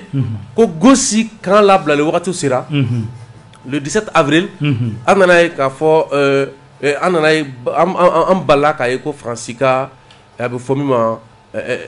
k'u ye dɔw minɛ bagangɛnna dɔw minɛ le 19 avril u ye kan bila kan bilala o dugusɛjɛ filanan o sabanan ko olu y'a ye ko surasiw dɔ n'o ye farajɛla surasiw da fɔ irisiw dɔ o dugusɛjɛ yɛrɛ ko olu bɛ ka bɔgɔ kɛ ka su dɔ don su tolilen su tolilen o donna dugu ni ɲɔgɔn cɛ kabako don donc o de kama an ko mɔgɔ ma n ko tellement que Faransi dɛsɛra au point que intelligence t'a la bilen k'ale nkalon yɛrɛ tigɛ la France est incapable aujourd'hui même de mentir parce qu'elle n'a plus cette intelligence tellement qu'elle a été traumatisée ce délit là c'est-à-dire que ça c'est ce mensonge est trop c'est grave donc au min kɛra an ka jamana faamaw fana wulila k'a yira k'a fɔ ko Faransi kan ka nɔ minɛ nin kan comme an yɛrɛ a fana y'a ɲini k'a nɔ kan ka minɛ parce que ni charia in tigi t'a la a tigi ye Faransi de a kɛra u ye bagangɛnna minnu minɛ ye o a kɛra sukɔrɔ dɔ ye o ninnu nin su ninnu ye Faransi ka su de ye a nana sira o sira fɛ a nana sira o sira fɛ sira fɛ parce que imagine ni mɔgɔ min ye imagine ta k'a lajɛ i b'a ye k'a fɔ u ye position fixe de kɛ imagine ninnu kan normalement ne bɛ fɛ ka yɔrɔ lajɛ k'a dɔn ko min bɛ ka kɛ a tigilamɔgɔ fɛ machine min b'i bolo zoom b'a la a bɛ se ka imagine sama k'a dɔn mais i b'a dɔn i bɛ imagine lajɛ k'a ban i tɛ yɔrɔ si ko imagine sama ni yɔrɔ min na c'est fait exprès pour la subversion donc Faransi kan ka poursuivi par l'État malien pour ce crime contre l'humanité. Ni Faransi bina rek ka génocide fo amena dɛ mais mamu don u diɲɛ dani bicɛ u ye min kɛ Biafra an b'a kalama u ye min kɛ Wuranda an b'a kalama u ye min kɛ Côte d'Ivoire an b'a kalama u ye min kɛ Libye an b'a kalama génocide e y'a fɔ a bɛ san 6-7 a débat bɛ laban o de la o ani Faransi cɛ kɛlɛ bɛ laban o kuma de la Ala ta ko an b'a dɔn parce que ninnu sigilen don min kan comme bɛɛ n'a fa ka kuma la kɛlɛ in 10% ma sɔrɔ fɔlɔ dɔw bɛ fɛ ka sɛgɛn dɔw bɛ fɛ ka tunu mais dɔw bɛ fɛ ka kɛ n'a fɔ sisan olu bɔ wagati sera parce que après la pluie c'est le beau temps Massa f'u ɲɛna ko ce n'est pas encore l'heure du beau temps ma se fɔlɔ u k'u basigi parce que an ɲɛ b'a la caman wulilen don ka ko ninnu kɛ sanga wuli kɛlɛ quoi parce que u bolo k'a baga bannen don non an bɛ kɛlɛ minnu kɔnɔ an ni juguw y'a faamu ko farafin ɲina ka di an b'o fɔ o y'an yɛrɛ sɔn ye parce que dɔw bolo ko banna kama sisan Faransi taara a kuma fɔli ɲama foyi t'a la donc kɛlɛ banna minnu t'a ɲɛdɔn minnu ma calcul kɛ minnu ma jateminɛ kɛ minnu ma sɛgɛsɛgɛli kɛ minnu tɛ ko kɔnɔ c'est comme n'a fɔ kɔsani na ni mɔgɔ min ye anw ka jaabi ka kɛ ni min kɛra CNT kɔnɔ k'o dan ni sogɛli fila la ka ɲina Mali ni malidenw kɔ ka ɲina farafinna bɛɛ kɔ ka ɲina kibaruya bɛ taa diɲɛ fan minnu fɛ cɛ cɛ k'i da bɔ a kuma na koyi. I ma foyi faamu. I ma foyi faamu. I k'i jɔ dɔɔni fɔlɔ. Il faut aller à l'école de cette lutte là. I ka san 10 kɛ i ka bɔ i ka kuma sinon i ma foyi faamu a la fɔlɔ. Tu n'as rien compris. Imaginez premier ministre Kuturu welele assemblée kɔnɔ Niger. Ali bi foyi ma sɔrɔ a kɔnɔ a ye dogo ni déclaration de kɔfɛ k'a kɛ n'a fɔ a bɛ an la gosi k'a kɛ n'a fɔ minnu bɛ k'a ɲini ko bi Niger k'a kɛ Mali ta ɲɔgɔnna si ye k'olu ta ye nkalon ye o wagati kelen Niger de bɛ taa pour faire un semblant d'accord avec la Russie mais a tɔgɔmasiri ɲuman fana don parce que an y'a ye an ka jamana kɔnɔ dɔnni min na an y'a dɔn ko a bɛ laban nin fana na o Bazoum bɛ ka bolo min yɛrɛ a tɛ taa ka to a tɛ taa ka to ɔ mais o pa min n'a filɛ k'o kɛ a tɛ min kalama armée fana bɛ jɔ ni bakolo de kan n'a kɛra min ye olu b'a kɛ jɔsuru ye n'ale bɛ fɛ ka bila jɔjan na olu b'a kɛ jɔsuru ye parce que déjà dayɛlɛnna ka ban tabarikala awɔ mais n bɛna bɔ kuma na ni min ye dɔw fana nana kabakoya Burkina sauté civil kana yɛrɛ wolo voir o ma bɛ dɔw ma o ma bɛ dɔw ma o to a bɛ fɛn caman to kalama quoi o ɲɔgɔnye nana wolo sira minnu na Burkina famaw nana an ka jamana kɔnɔ dɔw fana kan bɛ ko Burkina famaw ta ye o la kolandiya de ko sinon ko ne Irisi ko bɛ ma ko munna o tɛ taa Irisi fɛ yen tiɲɛ yɛrɛ la a fɔ Mali ma siri bi Irisi la ka tɛmɛ Irisi la ni Burkina kan bi mais mas cɛ u bɛ fɛ k'an bɔ min kɔnɔ anw tɛ bɔ o kɔnɔ koyi ni on ne s'attaque à l'essentiel les détails là u t'an ɲɛ sira la ni anw laada kɔrɔ ye min ye ni anw ka jate la fɛn fɔra min bɛ se ka na balan don kɛlɛ in na masa n b'a bila minɛn kɔnɔ Ala ta kɔfɛ o de kama Bandaw ka discours la mɔgɔ caman fo mais n k'an fɔlɔ kɛra mɔgɔ ye minnu ko Bandaw ma kuma dɛ Bandaw yɛrɛ kuma don n y'a bɛɛ fɔ ka ban ko nin y'a ka kɛta ni y'a ka fɔta bɛɛ bannen mais Asimi kuma na n k'a nana ni plateau kelen kan k'a fɔ ko Asimi ye kuma min fɔ a ko Maliyɛnw n'a ko min ka min kɛ k'o de kɛ et puis an b'o ko min fana kɔnɔ dɔw bɛ fɛ k'a kɛ i n'a fɔ kow bɛ ka k'u yɛrɛ ma de quoi bɛɛ bɛ k'a kɛ sangawuli ye quoi bɛɛ bɛ fɛ ka kɛ Musa Jara Ben le Cerveau Basoro ninnu ni Bill ninnu ni Pape Ɲame ninnu ni Pape Diallo ninnu ɲɔgɔnna si ye bɛɛ bɛ fɛ bɛɛ bɛ fɛ ka kɛ fɛn dɔ ye quoi c'est quoi où est le problème mun de kɛra Seliba ko tɛ koyi i yɛrɛ kuma tɛ ko sujet banna ok an bɛ miniti saba di aw bɛɛ lajɛlen ma bɛn miniti 3 kɔnɔ e yɛrɛ fɛ ɲininkali jumɛn bɛ n'o kun kan ka k'i la i tun bɛ fɛ k'o fɔ n'o ma k'i la walima n'i bɛ fɛ k'i da lase yɔrɔ dɔ ma an da ma se min ma fɔ n bɛ précision de di dɔrɔn par exemple Mali ye a laɲini Faransi ka taa le 18 février porte-parole Ablaye Maïga bɔra k'o kalan o kɛra le 18 donc vers le 24 Faransi y'a laɲini k'u bɛ fɛ o ni Mali ka sigi o y'a sɔrɔ Assimi de y'a laɲini G5 Sahel ka sommet min kɛra ko ka accord yɛrɛ lecture kɛ Mali ni Faransi ni ɲɔgɔn cɛ accord de défense min signé na Bandaw fɛ i bɛ ka tile la le 16 juillet 2014 o min kɛra ka na ni Assimi y'o laɲini Faransi tun ma jaabi di u ma kuma Assimi ye lettre ci u ma kuma sisan le 24 février u gɛnnen kɔ k'u ka taa n'u ko k'u bɛ taa kalo 4 n'a fɔra k'u ka taa Guaragara la a nɔgɔni na o min fɔra tile 5 tile 6 kɔ u ye bataki ci Assimi ma k'u bɛ fɛ k'u ni Assimi ka sigi ka kuma accord ko ni Mali yɛrɛ ni Faransi ka lakɔnɔ kɔ kɔsa in na tuguni o de kɛra tile 6 dɔrɔn février le 24 février comme ça u ye sɛbɛn ci Assimi ma u ye sɛbɛn ci fo bi Assimi ma réponse di k'u bɛ fɛ u n'an ka sigi ka kuma an bɛ mun fɔ ɲɔgɔn ye voilà an bɛ mun fɔ ɲɔgɔn ye o de ye ne fɛn quoi an bɛna mun fɔ ɲɔgɔn ye aw ko kalo 4 an ko sisan Guaragara la aw ko halisa k'an ka sigi ka kuma an bɛ mun fɔ aw ka base tɔ 2 bɛ Gao ni Mena ka fan fɛ olu ka taa wa fo n'o kuma kɛra sinon an bɛ sigi ka mun fɔ aw ni anw de bɛ guerre la a dara diɲɛ bɛɛ ɲɛkɔrɔ sisan k'aw ni anw de bɛ guerre la an bɛ sigi ka mun fɔ an bɛ mun fɔ o wagati kɛrɛnkɛrɛnya ma donc o kɔ Burkina situation il faut que a ka faamu fɛnɛ parce que Blaise Compaoré nalen ale ye Thomas Sankara parce que Thomas nalen ka fanga minɛ olu kun bolo san 4 kɔnɔ u vigilance perdre u bolo quoi u bolo k'u ye Faransi gɛn u ta kɛra u yɛrɛ ye u ni Russiw bɛ ɲɔgɔn bolo ni Chinois bɛ k'a kɛ donc Faransi nana bɔ kɔfɛ sira fɛ ni Blaise Compaoré à travers Houphouët-Boigny ka Thomas lajɔ donc 27 ans Thomas ye coopération bɛɛ tigɛ ni Russie ye donc irisi surasi ku u yɛrɛ bɛɛ la ye mɔgɔ kelen pe de bɛ min taara irisi la o yɛrɛ taara formation min kɛ o kɛra formation kalo 16 ye minnu ye coup d'état kɛ nin ya kalo 12 parce que kalo 6 kuru 2 minnu ye nin kɛ irisi Burkina bɛɛ donc sira ko ni fɛɛrɛ ko b'u la u ko Mali ka dugukolo 180 kun minɛlen don parce que anw ka gɛlɛya bɔra Libi olu fana ka gɛlɛya Burkina ni Niger o bɔra Mali kɔnɔ maintenant u k'u bɛna inspirer Mali ka situation na Mali bɛ ni lakana bunakun kan Mali bɛ bolo di ɲɔgɔn ma ni stratégie min na parce que olu ka dugukolo 150 de minɛlen don Burkina donc bi olu fana ta bɛ ka détériorer ka taa fɛ donc u nana partage d'expérience aw bɛ ka réussir cogo di an fana bɛ fɛ ka donc an bɛ ka sira min don u kɔrɔ u bɛ kan k'o baaraw de kɛ masse donc pour nous o wulikajɔw de bɛ yen an ɲɛ bɛ kibaruya caman fana la miirisiw don masse k'a fɔ terroriste Faransi médiaw de bɛ k'o fɔ quoi ko terroriste ko Yadiga mɔgɔw groupe de soutien l'islam tant de musulmans o ko k'u ye surasi Wagner surasi dɔ minɛ awɔ u b'o fɔ dɛ ko fɔ ko yanga masu ka photo bɔ sa o tɛ kuma ban yɔrɔ n'u y'i minɛ par exemple u y'an ka juge dɔ ko minɛ sunkalo ani fɛn u kun t'u bɔ i b'a yira signe de vie n bɛ yan nin bɛ ta u k'a bɔ sa a tɛ se ka bɔ masu mɔgɔ tɛ o ko nin ye nkalon de ye k'a yira o la ko aw bɛ k'a kɛ ko Wagner bɛ tan dɛ irisiw bɛ tan dɛ u fila an bolo masu u k'u bɔ sa u bɛ taa drone photo janba dɔ ta dɔ sigilen don dɔ kalagolo don ou bien dɔ dalen ko Wagner fɔlɔ banana quoi ne yɛrɛ y'a min ye u fila jɔlen don